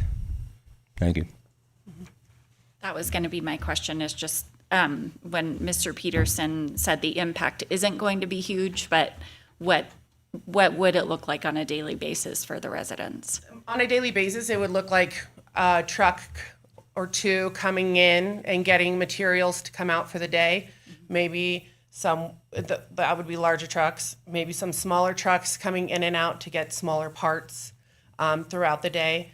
Most of, I would say 99% of the large pieces of equipment either stay out in the construction area. If it's a local contractor, most of the local contractors have a yard where they store their dump trucks. If it's not a local contractor, we might have to store the dump trucks at the end of the day in that area. That's probably about it. Okay. I mean, there will be a big truck that comes in and delivers the pipeline, and it'll sit there for the summer, and the hydrants and the valves and all that stuff. How long is the pipeline, the dig out for the pipeline, how long is that going to take? Is that going to be just one summer, or, because I can see the building being longer? It depends on when they get started. I mean, unfortunately, if they get started early enough in the year, it should last about 9 weeks. So there is a chance that they could complete it all in 1 year, but I don't like to count my chickens before they hatch, because if I do that, then usually we run into some kind of a problem. So that's why we anticipate it going over 2 construction seasons. Okay, so you're saying the pipeline and because you're using that just for the pipeline area. Mm-hmm. And the pipeline you're saying should take 9 to 12 About 9 weeks? weeks, yeah, 12 weeks at the most? probably, with paving and everything. I mean, the problem comes in is when we go to bid, when it gets awarded, when the permits get issued, when material gets here, you know, you've got a lot of variables up front that we have to wait, and as we go through them, it's kind of like an evolving process. I mean, I started a project in, July of last year and finished it by October. So it really depends. Okay, but most of the work will be done in the 9-week period. Hopefully, You know, yes. the digging and the laying of the pipe. Yep. Maybe the paving isn't done. Paving has to be done by October. Yes, but I'm saying in that 9-week period, maybe the paving isn't done. Yeah. But But the paving wouldn't- the paving doesn't take that much. Well, the paving doesn't disrupt that Whitney Street area at all. Yeah, well, it won't be taken up it won't be done in Texas area, because they're gonna be probably a local paver or something like that. Okay, so you're talking about a distribution, only maybe 9 to 12 weeks at that particular yard. It's just, construction season for maybe 2 Well, seasons. I understand that. It just Yeah. depends upon when they can issue a permit and when TRPA can issue the permit. Hopefully it's this year and it's May 15th, and you've got a contractor who can jump on it right away. It would be lovely. Okay. Ideal situation, yes. No, it makes me a little more comfortable when I'm hearing 9 weeks versus a year and a half. Yeah, well, I mean, the year and a half comes up just because we have just that short construction period. It's so unique to this area, and it's such a challenge, but, Yeah, but 9 to 12 weeks is not that much to have It's to not work bad. with versus a year and a half. So the point I'm trying Yeah. to make. It's not my concern, but it might be some of the concern of people that are in the residence. If the road is messed up over the trucks, is the Tahoe Homeowners Association going to take care of their roads? I mean, look at how badly the roads are gonna get messed up from putting the pipeline in. I mean, all of those homeowners in the entire, Alawai, Tahoe Keys, Danube. I'm Beach. talking purely from the staging area. They're concerned about the trucks coming in, they're concerned about the trucks going out. I don't see that as a major concern. I don't see that as a major concern. Like I said, it's not like they're bringing the excavators into that area. The excavators are staying out in the construction area. I don't foresee it being any more than the normal trucks that go in and out of there every day for the corporate, for it being our water company yard, you know? Yeah, yeah. I'm going to pitch one idea, and then I've got another idea. First idea is staging it well for tearing out the grass and zero-scaping it afterwards, so you don't have to replace all of the sprinkler. You save money on outdoor watering in the future. We already are, it's part of, so the whole well floor area, that entire parcel, it's one giant parcel from the basketball courts all the way down to the other end of that park where White Sands starts.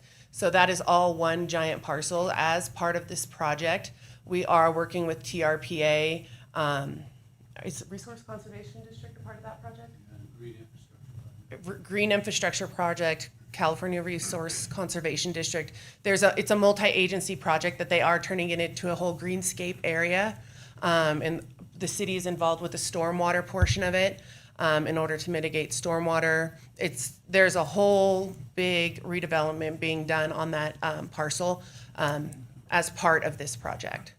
And there's So but there's not room to stage there in the meantime, even though you're going to tear it all up. The staging is going to be all the well drilling. I mean, they have giant Baker tanks that they're lining up in that area. All right, well, so back to my other actual, real idea is there are two mitigations. So it seems that the neighbor concerns are noise and traffic, big trucks, all kinds of trucks, noise and traffic. There are a couple mitigation measure requirements in the ISM&D in the environmental document.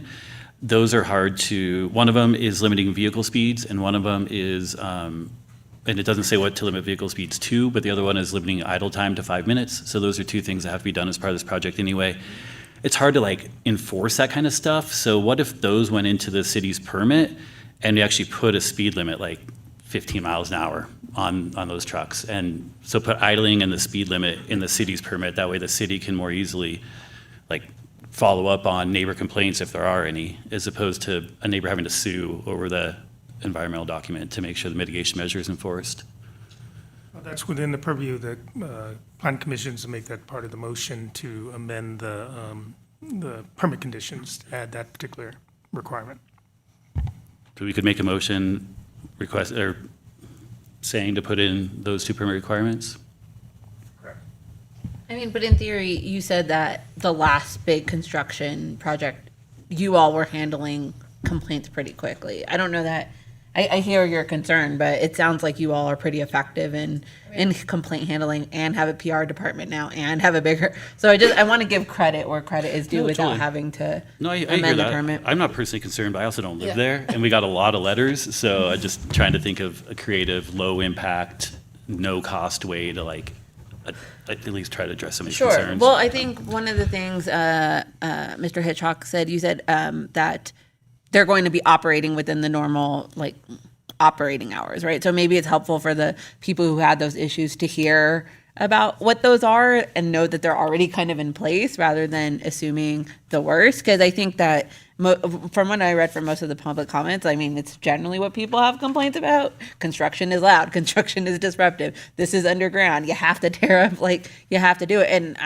I think if we're prioritizing concerns for members of the Tahoe Keys neighborhood, it's clean drinking water, I think. And so at most a year and a half, and that's assuming that construction, all the things go wrong in construction that can go on, but maybe it's helpful for them to just hear what is required so that they just know that likely those things are going to be followed. And the Tahoe Keys Property Association has already said they're handling complaints quickly. Yeah, I just want to point out also that all of the homeowners voted for this project as well, so they wanted it. So normal construction hours pursuant to TRP code is 8 a.m. to 6:30 p.m. And during that time frame, construction activity is exempt from TRPA's noise standard. And that is 6 days a week. That's Monday through Saturday. I'm going to have to look into that. I don't know if it actually calls out specific days. I think it just calls out a time period. We're going to take a look, see if we can find it. Okay. I'm going to look up really quick. I think that Tahoe Keys has a stricter ordinance for construction times. I'm going to look it up real quick. Because that's what was in the report. Also, is there any way that we can like get pictures of the road prior to the, on Texas, prior to it, and then make it part of the permit that if there's significant damage on that road, that it would be taken care of as part of the project? I mean, are you going to do that for South Tahoe PUD for all their projects? South Tahoe PUD for their projects, when they're doing it on city roads, they have to pay for half of a road So do we. repavement. But my question is, if you're going to put that condition on Tahoe Keys that we have to replace a road that we're not digging up, if we damage it, are you going to put that condition on the same permits for all of South Tahoe PUD's permits? I'm not even sure if their permits go through us, do they? I mean, I just want like for like treatment, you know what I'm saying? Well, right now, we're not talking about South Tahoe PUD.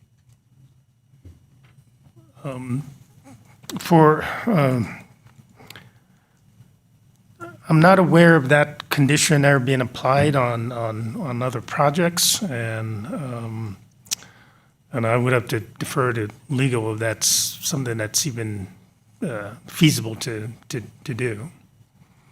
I mean, generally, when if a project results in digging up the city street, then they are responsible for repaving. You know, NSVD does that on a regular basis. We all have to do that. But to require mitigating potential damage to a road, I'm not sure if that's ever been done. And just for your guys' reference, Tahoe Keys has their own ACC rules that construction is limited 9 to 4.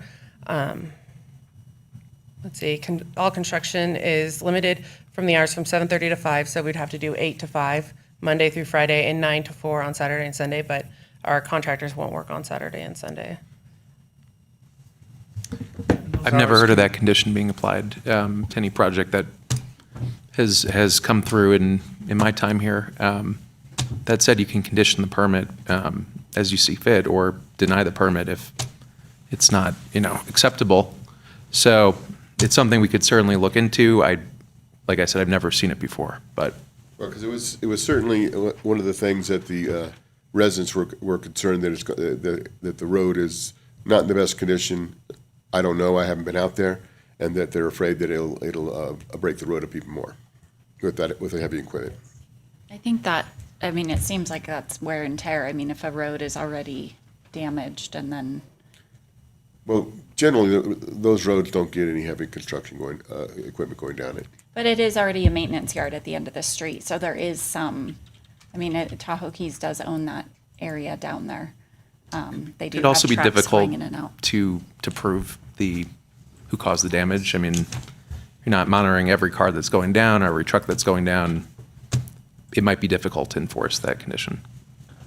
I just think it's also penalizing for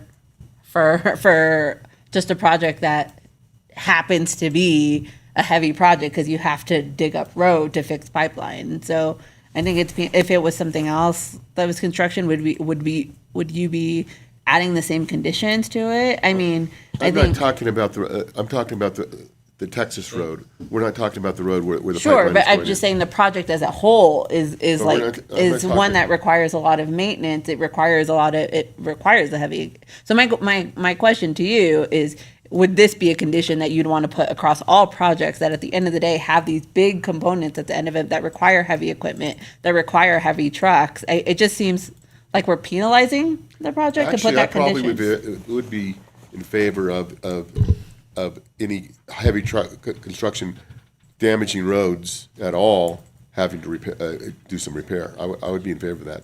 Yeah, I would have to second what the assistant city attorney said, though. I think it's hard to prove. Even if you took pictures, there's a lot of things that happen during the course of it.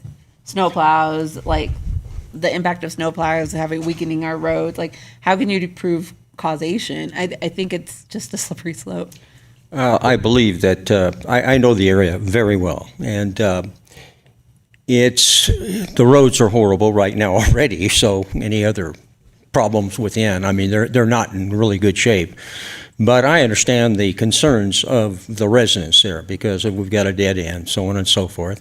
But one of the things is, like you say, hopefully that the duration of this project is not tremendously long, but it is a very interesting you might say staging area. I understand what you're up against, I understand what you're up against, but it is not the best staging area that one would pick, but obviously you guys have checked out other things, and so it's very difficult to find one, but. Yep, it's not ideal, but it is also potential. Once we choose a contractor, then we will work with that contractor on determining the final staging area. This is just the potential staging area that we've identified. The contractor may choose at his own expense to find a different staging area. That's on the contractor to determine, but this is the staging area we have been able to identify. So it's potential, temporary. And realistically, there aren't any alternatives if you all supply the staging area, correct?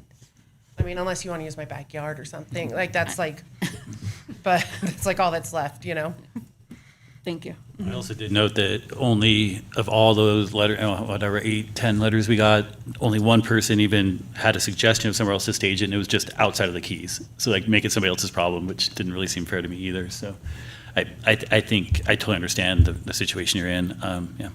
And 8 to 10 letters of how many Tahoe Keys residents do.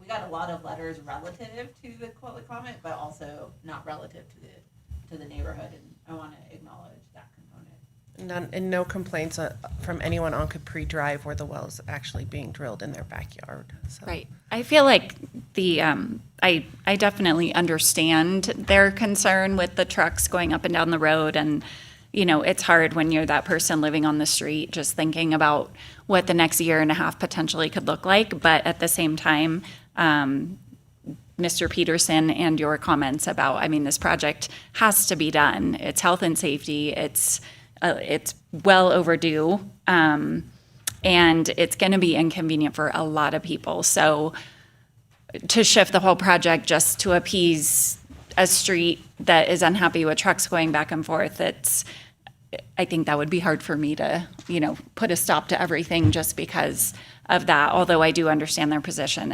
I would probably feel the same way if it were on my street, but there aren't any alternatives at this time. And I do think it's really important to push this project forward, so you guys can keep going through the process to get started.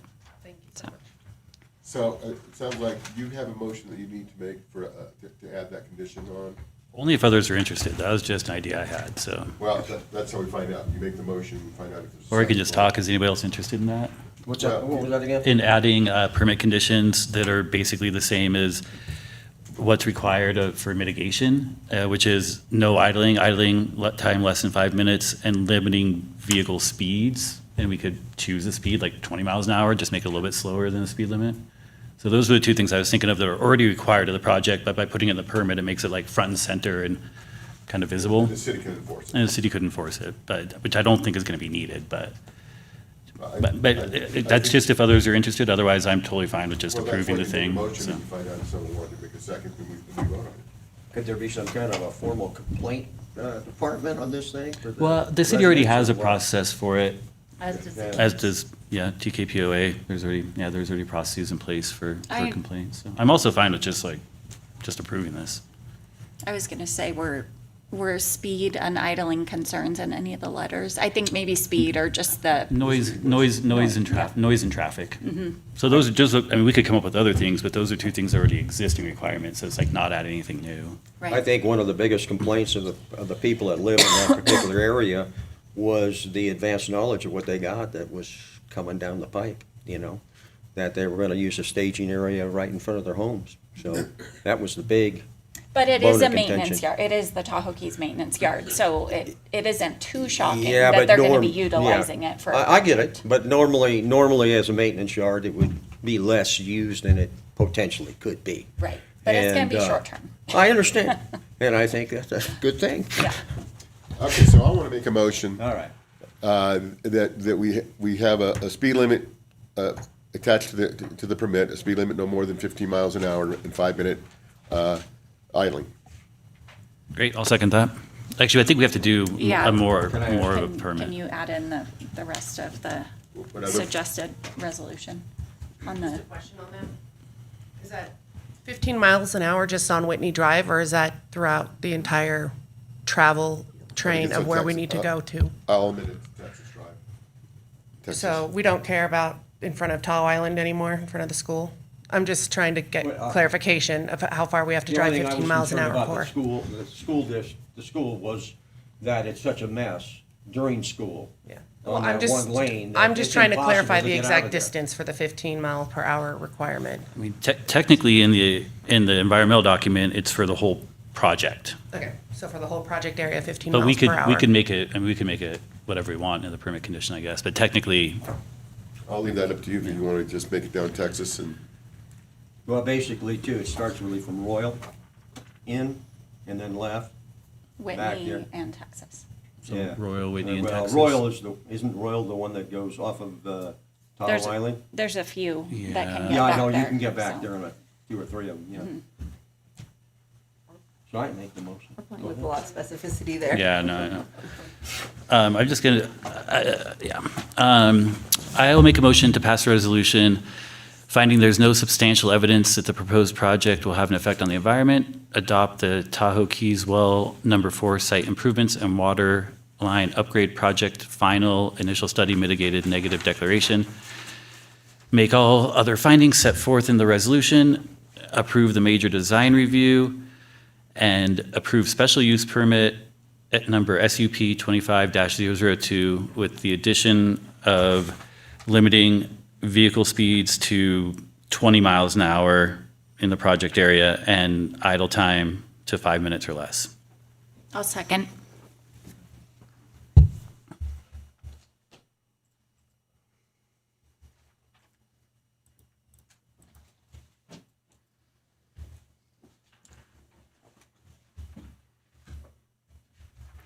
That motion carries.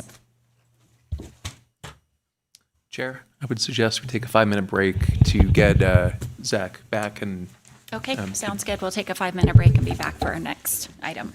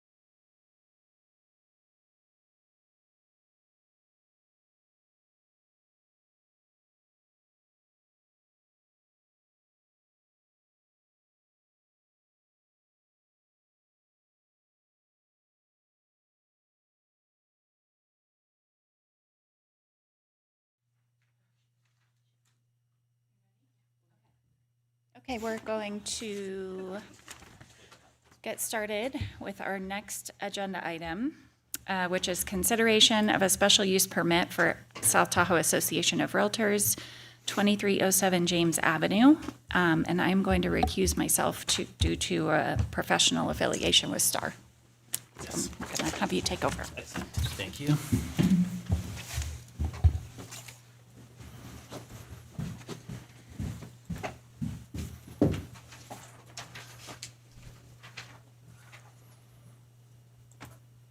Okay, awkward. All right, we'll start with a presentation from Ms. Kashuba.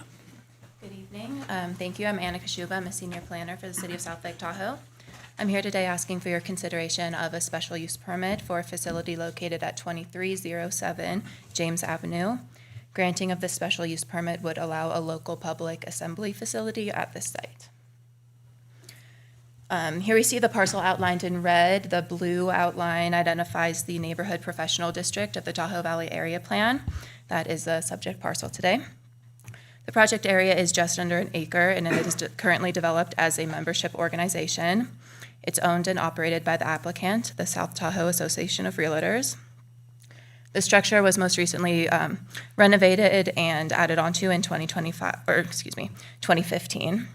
It contains a reception area, office space, restrooms, a conference room, and on-site parking.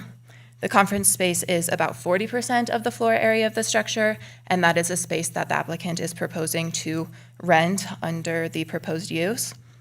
Currently, the space is used for regular business of the Association of Realtors, and they do host events related to real estate and financial literacy. There are no physical changes to the site proposed with this application, nor are any changes required by our building code. Issuing the special use permit would not substantially change the nature of the site. It would only allow that the space be used for a wider variety of events. The applicant has identified local business organizations, nonprofits, and community groups as their target clients. Events will be limited to 57 people during working hours of the South Tahoe Association of Realtors, and will be limited to 75 individuals on evenings and weekends when the space is not being used by the Association of Realtors.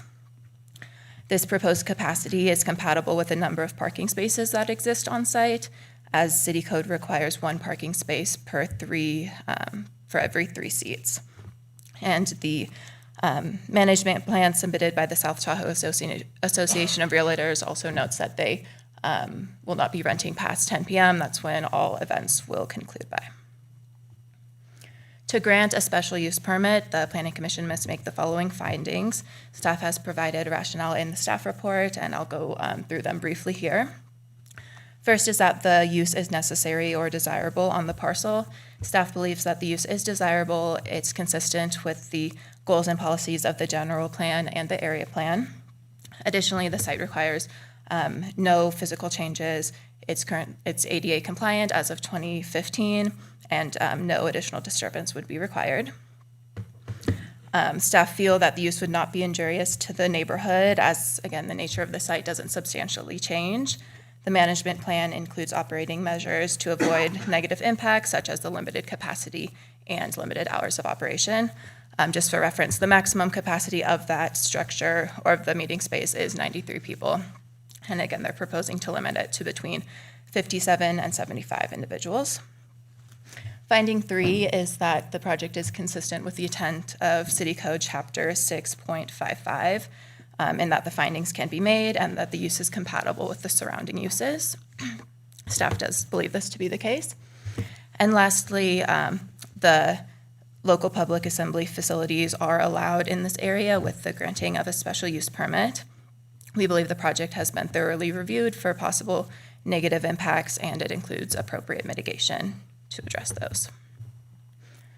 Before we go on to questions, I do want to address that one public comment was received on this item. The primary concern was that the site would be used for concerts or other events that would create noise that would be not compatible with neighboring residential uses.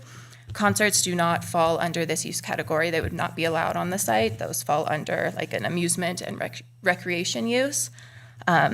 Additionally, the goal of the South Tahoe Association of Realtors is in alignment with the proposed use of the local assembly facility, which is just to host meetings and trainings in a classroom-like setting, as they already do with, for topics related to real estate matters. I'm happy to answer any questions. We have the applicant online, that's Sharon Kerrigan. She is the Executive Vice President of the South Tahoe Association of Realtors, and she can answer any questions related to operations or management of the use. Thank you, Ms. Kashuba. Any, actually, let's do public comment first. Anybody in the room for public comment? Online? We'll open up our Zoom platform for anybody who would like to provide public comment on item number 5. We do have one speaker. I believe his name is Lou. Go ahead, Lou. This is Lou Feldman. I happen to own the office building across the street from the subject property and wanted to voice my support for the staff recommendation and encourage the Planning Commission to approval the project as submitted. Thank you. Thank you. And there are no other raised hands, Vice Chair. Excellent, thank you. Any questions for city staff from our planning commissioners here? Yeah, under the thing, what events can they not do? So can they do weddings? Can they do parties? Can they do, if they were having an installation of some sort of party that they may have, like a Christmas party or something like that? I think like a Christmas party for an organization, I think the best way to phrase it, that is a pretty broad question, but for the local public assembly facility, I think I'd like to kind of focus on the target client. So if for example, a nonprofit organization was having a fundraiser there or having a community meeting, those would be allowed. Anything with generally like amplified music or anything of a more commercial nature would not be allowed. It is a public service use. Okay, so that's what I was trying to find out, if it was going to be like, if someone's having a wedding and they had a DJ and things like that, that would not be allowed. Correct. Okay. I've been at the location numerous times for meetings and stuff, and this is exactly what Tahoe needs, is to get an operation like this that allows for these meetings. The meetings that we've been attending, purely the organization, they haven't been able to rent it out. They just make a donation, and I think that this is an excellent idea to go ahead and allow them to do such. Thanks. Great, agreed. This has been coming through Planning Commission for a few years now in different iterations, so this has definitely been coming. I also think it's great. There's not very many meeting places in Tahoe or in South Lake. Would anybody like to make a motion? I'll make a motion. I'd like to move to pass a resolution finding that the project categorically exempts from CEQA under Section 15303, Class 3, making all other findings set forth in the resolution and approving the city special use permit SUP 25-001 to allow a local public assembly facility at 2307 James Avenue. I'll second it.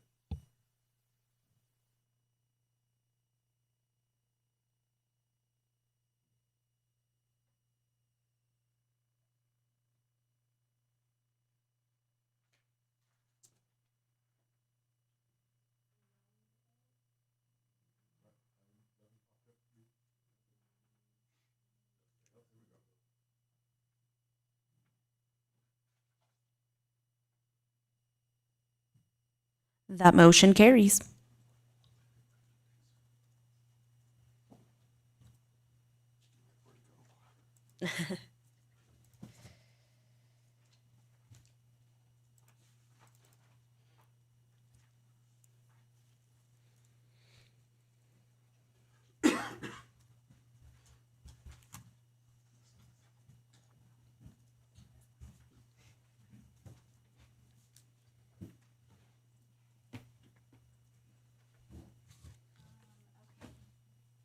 Moving on to item number 6, Zalanta 2 Resort at the Village tentative map for condominium purposes.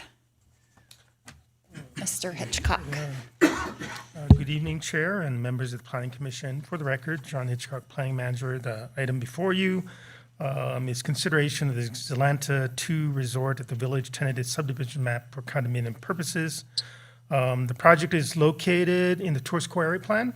It is bounded by Friday Avenue on one side, Cedar in the back, and it's directly located behind what's referred to as Zalanta Phase 1, which is the project that has been constructed, is in operation, which fronts onto Lake Tahoe Boulevard. The site right now is currently developed as primarily a surface parking lot. The Zalanta project consists of 2 projects, Phase 1, which I mentioned, which fronts on Lake Tahoe Boulevard, approved in 2015, and Phase 2, which was approved by the Planning Commission on November 10th, 2016. The Planning Commission approved a major design review for that particular project. The Planning Commission found that the project at the time to be consistent with the original redevelopment Project 3. Project environmental analysis found that project to be consistent with the original redevelopment Project 3 permit and approved that major design review. That approval consists of 60 condo hotel units in a 3 to 5 story structure with underground parking and associated accessory structures and uses. The applicant, Jacksonville Hospitality Group, who purchased this property a few years back, has now applied to subdivide those units. Pursuant to the Subdivision Map Act, the first step in the subdivision process is to get approval for a tentative subdivision map. A tentative subdivision map is required for subdivisions greater than 4 units. Once the tentative map is approved by City Council, the applicant will have 24 months to obtain a final map approval and record the map without counting. The following findings are required to approve a subdivision map. Find that the subdivision map is consistent with the general plan. In this case, the subdivision and the project that was previously approved is located in the tourist core where tourist accommodation uses is a allowed use and an encouraged use at high density. Finding 2, the design improvement of the subdivision is consistent with the applicable general plan and specific plan. As I mentioned, the project is located in the tourist core and is located in the project is located in the tourist core center in the general plan, and the specific plan encourage high-density development in these areas. In particular, the density allowed in this area for tourist accommodation use is 40 units per acre maximum. The project is, as proposed and as approved, is 37 units an acre. Finding 3, the project is physically suitable for this type of development.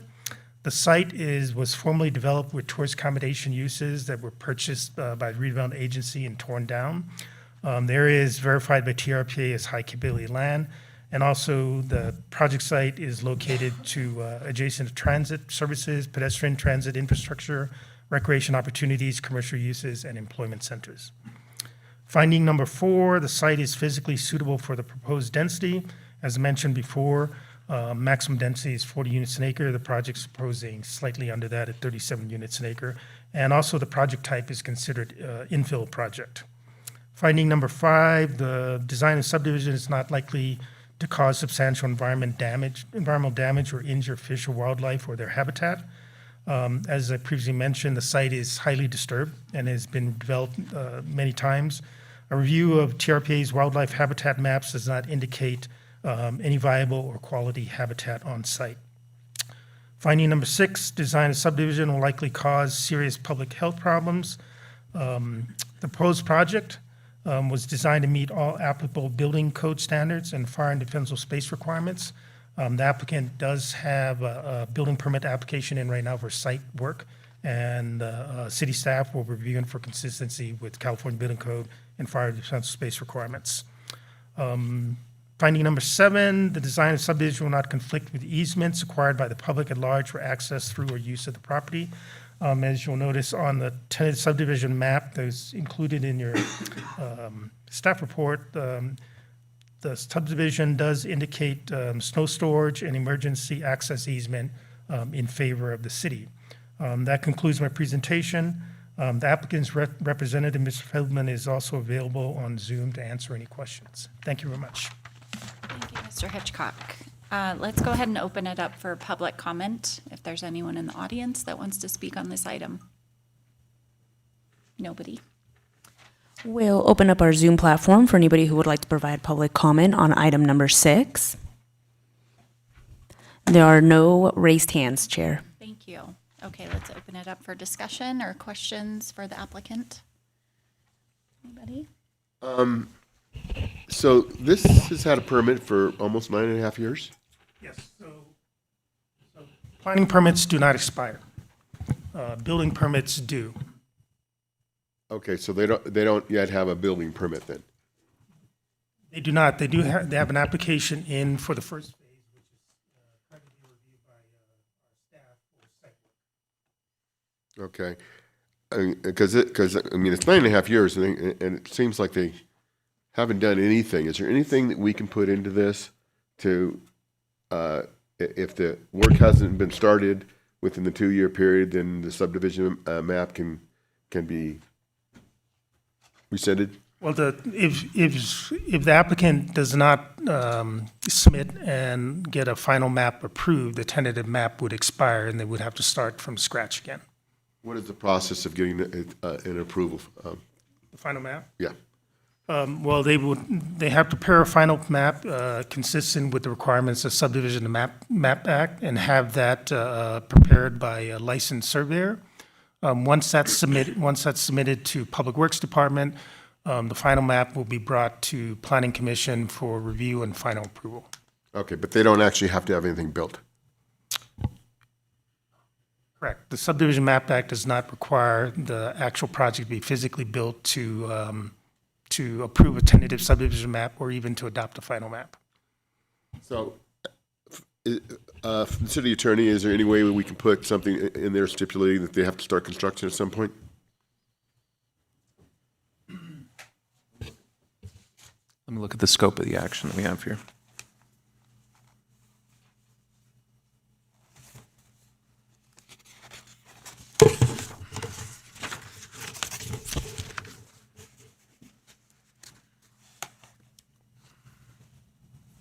I think I would defer to departmental staff for this. I haven't encountered this. John or Zach, has this come up before? So I haven't ever seen where a tentative map is conditioned to require construction. I will say that in practice, by the time you do final map, you probably want to have it constructed, because from a surveying airspace standpoint, it's really hard to do without the structure being built.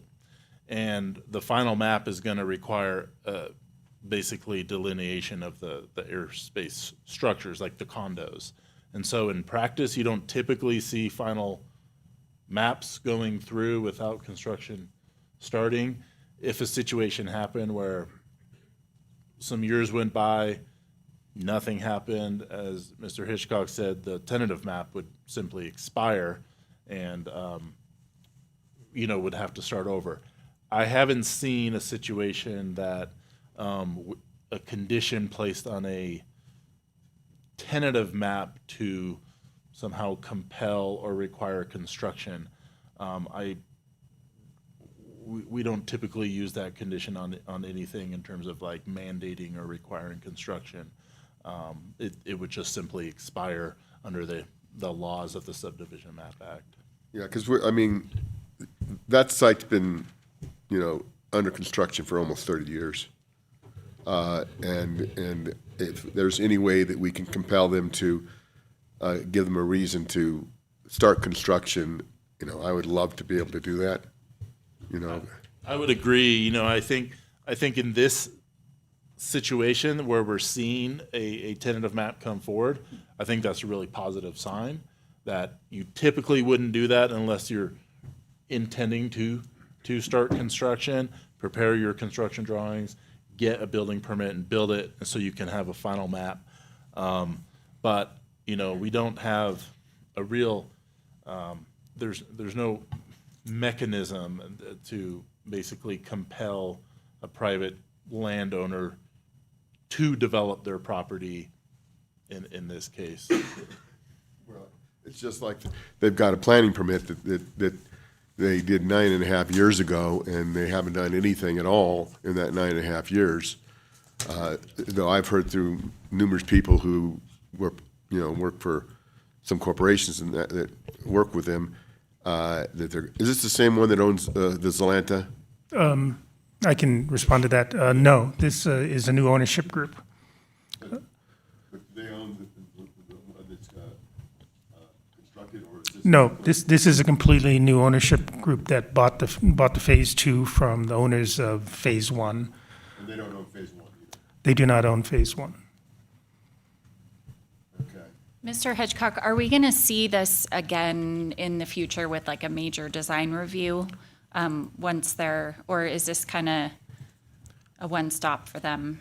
Only if they decide to substantially modify the project.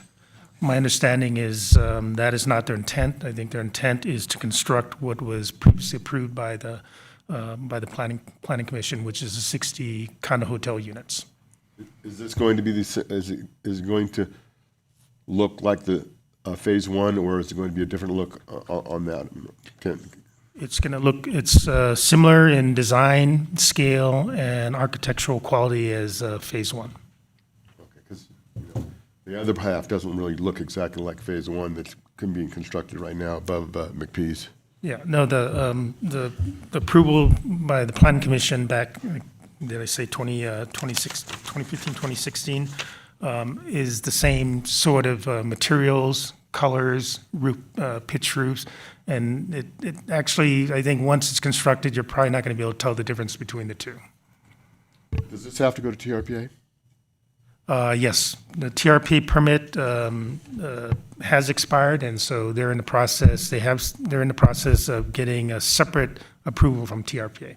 Okay, so the condominium map, subdivision map also has to go to TRPA too, right? They need to submit a separate condominium subdivision map to TRPA. Yes. And Chair, I do have Lou Feldman. He has his hands raised to address the commission. I'm going to allow him to speak. Go ahead, Lou. Well, good evening. Lou Feldman on behalf of the applicant. I just wanted to clarify that the stalled project to the north, the Chateau project, has nothing to do with the application before you. So as we have anointed the hole in the ground project, that is separate and distinct under different ownership. And I think as the planning director indicated, this might be cause for celebration. Somebody has purchased the opportunity to advance the construction of the remaining 60 units for the Zalanta project, phase 2. And there is absolutely no risk whatsoever to the city in approving the subdivision map, and it is certainly the current expectation that construction of the balance of the Zalanta project, the 60 units evidenced by the tentative map, would commence this building season, and I'd be happy to answer any questions that you may have. Thank you for that clarification, Mr. Feldman. Any questions? So, Mr. Feldman, I'm assuming you're their attorney representing them. They have their financing all lined up and everything's is good to go, and they're ready to make a move on this at the next building session. So, is that what you're saying? Well, I'm not telling you that the project is met all of the conditions required to commence construction. I am telling you that along with this tentative map, all of the efforts that are being committed, the resources that are being committed, are with the expectation that construction will commence with construction financing this building season. But there is no risk to the city should, for whatever reason, that not occur. The economic viability of the project is dramatically enhanced through the tentative map and ultimately final map, which creates residential condominium hotel product that enables it to be financed. So this is a condition precedent to making it financially viable, and hopefully that is a condition precedent that you're comfortable with, as well as the findings. And I did want to mention that I think John Hitchcock has done an excellent job in his presentation and in submitting the findings to you that are requisite for the approval of the tentative map. So if I'm understanding you correctly, what you're saying is that in order for you guys to get financing, we need to have a tentative subdivision map? Correct. That is correct. Any other questions, discussion from anyone? Does anybody would like to make a motion? Yeah, well, maybe a question. Maybe just reflection. It's a lot of parking, 109 spots for 60 units. So it doesn't, and there's no bike parking, so it doesn't match the Tahoe, the tourist core area plan. But I mean, it was approved before then, I guess, or is what happened. And it looks like it's part of the structure, like it's the underground part of the structure. So I don't think there's anything we've done, but yeah. So with that, I think I will make a motion to pass a resolution, making all the findings set forth in the resolution and recommending that the city council approve the Zalanta 2 Resort at the Village tentative subdivision map. I'll second it.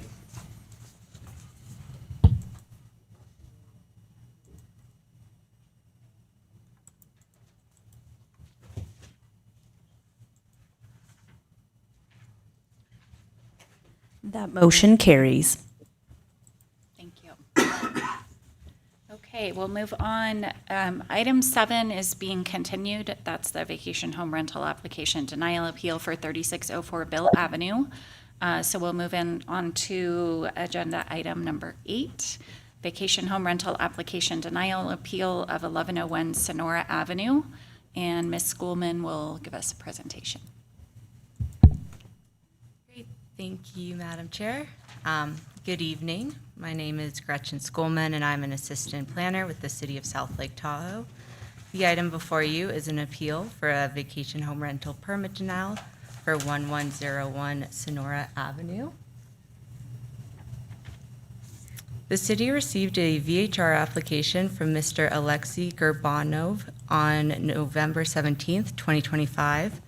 The initial application was rejected on the same day because the property is within 150 feet of another property with a valid VHR permit, making it ineligible for a permit under City Code Section 3.50.380 F1.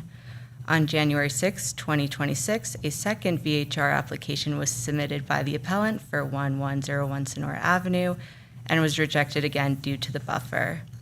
The appellant filed an appeal on January 12th, 2026, and a planning commission hearing was scheduled for February 19th, 2026. That concludes my introductory remarks, and I will provide more evidence in the next portion. Thank you. Okay, thank you.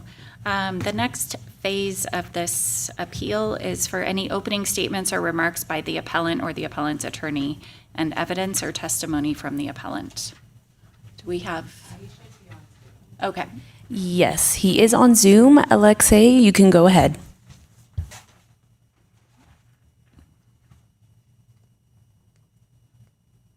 Hello? Yes, we can hear you. Go ahead. Good afternoon. Thank you for the opportunity here today and present my appeal. We already made the professional survey map and we sent back to the city. I know they have proof of that. There it shows the property zone exactly on the 150 feet mark. And basically, it's right on the board. Also, before you make the decision, I got I want to inform you, I got some problem, not the problem, the fraud information. I got email yesterday. Somebody present the city of South Lake Tahoe, and they send information my application was approved, and send me the blank with the city of South Lake Tahoe, with the bank information, like shows like we send the wire to Salt Lake City of Tahoe with the $3,200 to pay for the vacation rental permit. And this morning they sent another fee, $2,900. That's like, I want to inform you, and I also send our coordinators this info, because I got surprised.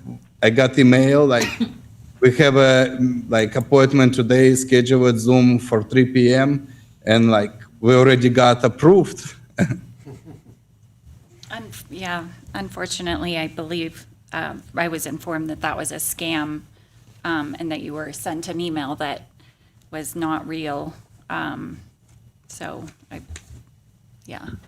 Yeah, I know it's like not something is your responsibility, but just like, I don't know how to cover the other people from kind of this scam for the future, but this was email looks super legit, and like, we've been happy to receive that email, but unfortunately that was from you. Yeah, I'm sorry that happened to you. Do any of the commissioners have any questions for the appellant about his 150-foot buffer survey?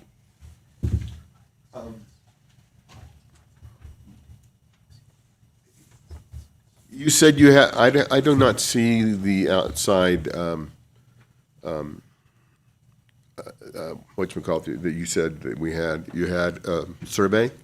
Was that part of the report, the outside survey?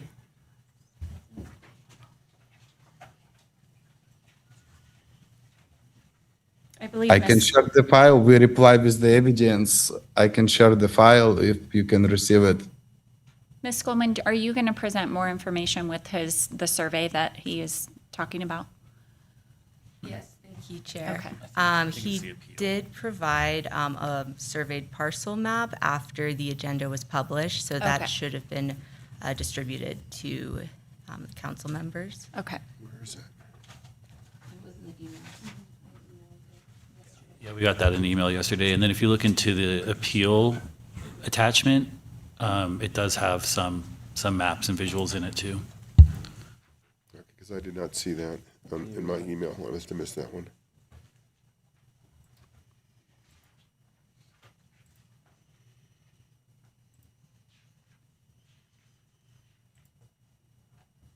If you go to the attachments in the agenda on your computer, it's in there. On here? Uh-huh. Where's it at in the attachments? The appeal attachment. It's not the exact same thing that he sent an email yesterday, but it looks similar. Yeah, what he sent over wouldn't be in the agenda because we received it after we published. So it was one that I emailed to you all yesterday, a little after 3 p.m.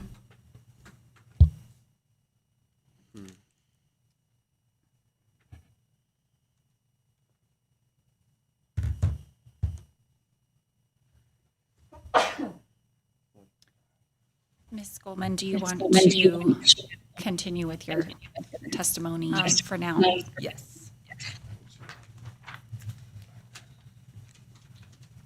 Again, Gretchen Skolman, Assistant Planner for the record. I will respond to the appeal letter that we did receive. With the help of the community service officers, we obtained a timeline of the adjacent property that was issued a VHR permit that created the buffer for the appellant's property.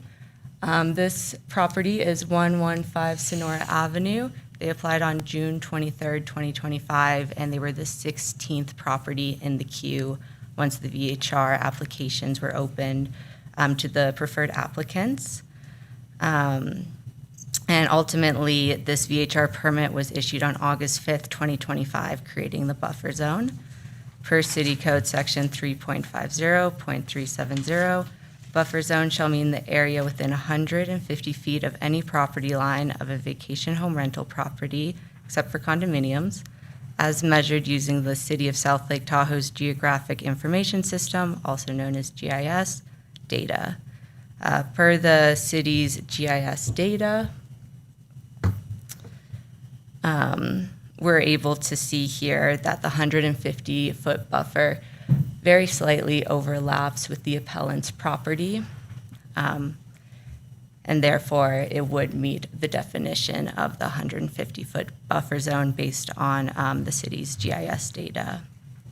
So based on that, staff is recommending that the Planning Commission deny the appeal due to the appellant's property being located within 150 feet of another parcel with a valid VHR permit. That concludes my presentation regarding this vacation home rental permit denial. Thank you. Thank you, Ms. Skolman. Okay, now, Mr. Gerbinoff, you can comment or ask questions if you'd like, or any issues raised from Ms. Skolman's presentation. I don't know how is the accurate the buffer zone they have present on the website, and like the surveys, it should be pretty much accurate information, and we right now like on the border, right, to get those buffer zone 150 feet, because the property line, other lot is 100 feet plus the road is the 50 feet by the survey, and I cannot argue anything right at this moment. We attached the map, and I think it's pretty strong evidence we met that 150 feet. Ms. Skolman, how much space are we talking about that he's over? Unfortunately, I do not know the exact, let's see, one moment. Based on that scale, it probably, I say a foot, 2 feet. I mean, you can look at that map there, but the way that the ordinance is written, the anti-clustering standard says that distances under this subsection shall be calculated as a straight line from any parcel line of the permitted vacation home rental to the parcel line of the other parcel. Locational restrictions shall apply to entire parcel if any portion of the parcel is located within the applicable buffer zone, which is indicated by this map and in our GIS system. I have a question. Just the one thing that was interesting to me about this one was the timing of the initial filing. Would there have been any other properties that would have buffered out based on the timing of the filings? Or is this I forgot to check the map on this one. Is this the only VHR permit that buffers this parcel out? I believe this is the only parcel, yeah. I just have one question. You're absolutely certain that it's 150 feet? We are absolute on the buffer at this point in time. If it's 150 feet, it's 150 feet. So he's within the 150 feet, correct? Pursuant to the GIS map, which is required for us to use to determine whether a parcel is buffered out or is either out or in. And that's the only thing we can go by, is that correct? Yes, under the ordinance, it is the GIS map that's based on assessor's data. And the GIS parcels are accurate relative to each other. So that it's a very, we're talking a very small overlap. Right. But as you point out, that's how the ordinance reads, it's any overlap, so. That's all I got. So what was emailed to me does not look like it came from a professional. It's just a survey map that shows it's just a survey rough map. sizes of parcels and streets. Yeah. Actually how they exist. So, I mean, if he actually had something from a professional surveyor that was showing that it's actually outside the buffer zone, then I would probably believe an assessor, because sometimes these parcel maps are a little bit off. But at this point, without having a survey come out and survey that, I don't think I could vote yes on this. Have you all had any other ones that are this close? Not this close. There was one a couple months ago that was like, I don't know, 10, 15 feet. There was one that was just like right on the corner of the property a couple months ago, maybe. But none this close. I mean, also they're getting rid of the buffer thing in like a couple of weeks. So I will say that internally, yes, there has been ones even closer. They just haven't been appealed. They were just, they got buffered out and they chose not to appeal. But yes, there have been some very, like I think within an inch or two. It is, as out of hundreds, right? Yeah. Because there's been hundreds that have been buffered out. So, yeah, there's been some that have been very close. No, that's helpful because then I was thinking, and I'll be consistent with how I was talking last time about where are we setting precedent. Again, this is going to be gone anyway, but I think, go ahead. So I would suggest holding the deliberations for later in the item. We still have a couple stages of the appeal, so maybe hold it. If you have any additional questions for staff, though, now would be the time to ask.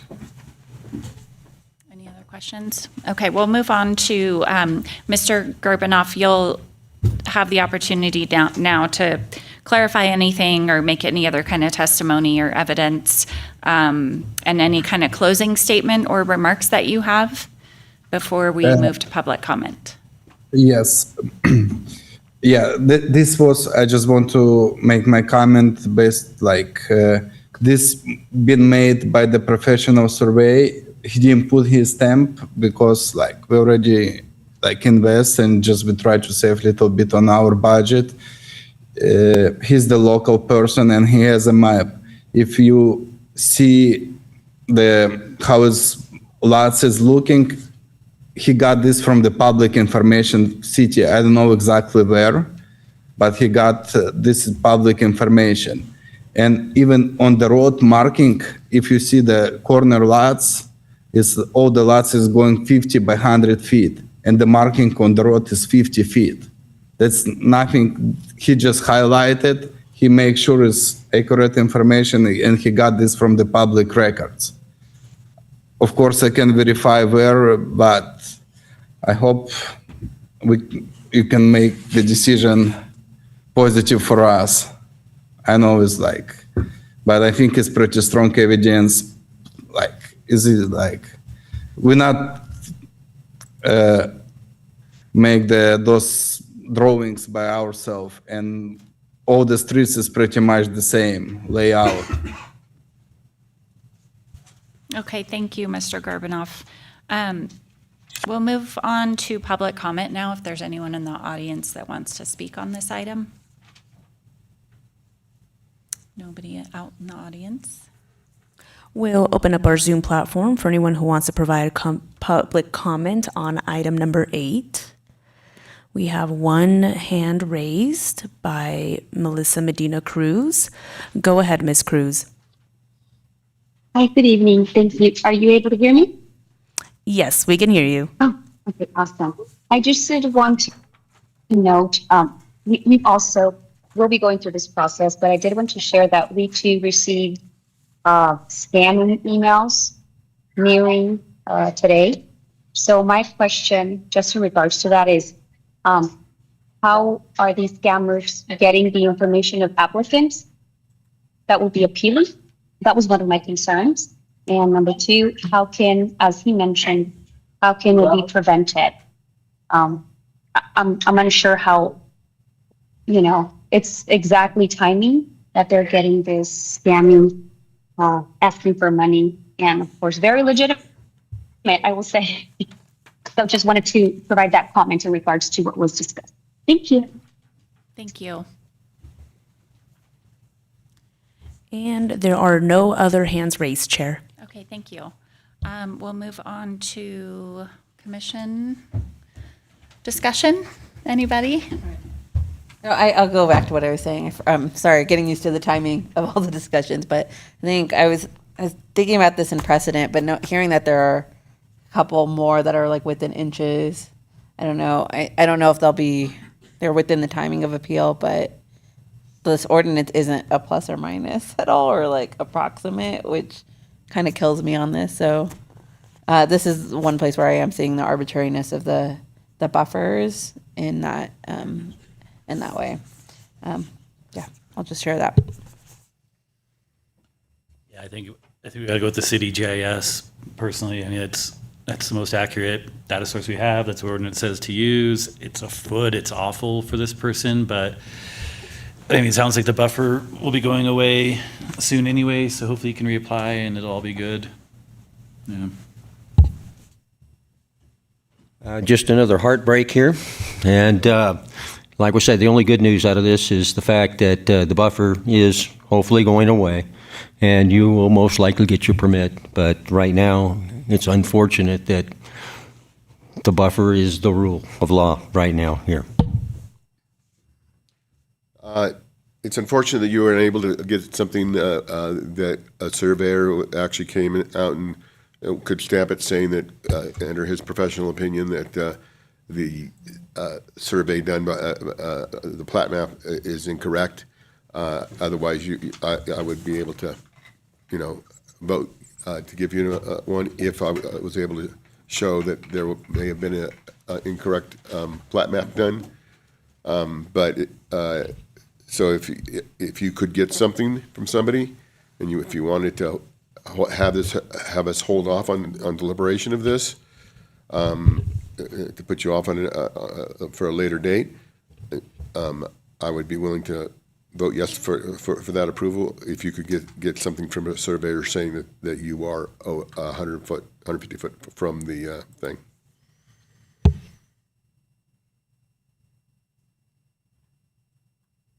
Is that something you can do, sir?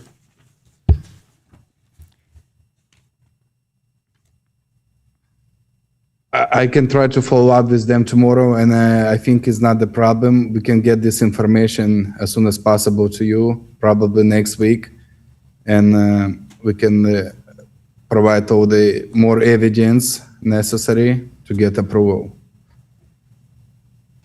Mr. Attorney, can this be held off for another date? We have the option, if additional information is needed, to continue if you'd like. Yeah, so you could if you would like to do so. My only issue with that is that the ordinance says to use the GIS map, right? So even if he brings in this other survey data, that's not like what we're supposed to be making the decision around. Does the ordinance actually say we have to use the GIS map? I believe it specifically does, but Yeah, the ordinance specifically, locational restrictions shall apply, I'm sorry. It's another section. Yeah, 3.50.370 buffer zone shall mean the area within 150 feet of any property line of a vacation home rental property except for condominiums as measured using the City of South Lake Tahoe Geographic Information System data. Clarify. I'll make a motion to pass a resolution making all findings set forth in the resolution and denying the appeal. I'll second.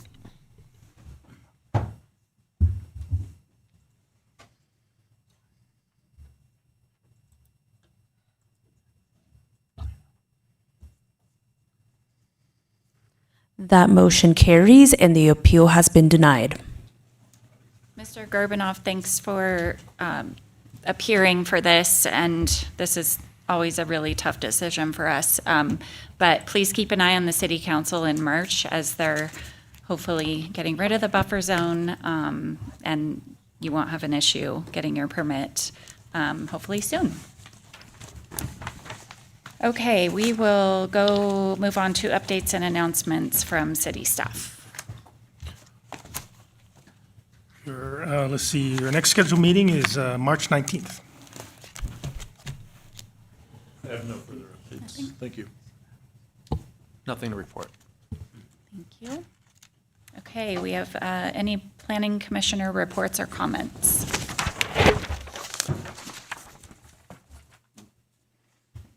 No? Okay, we'll go ahead and adjourn.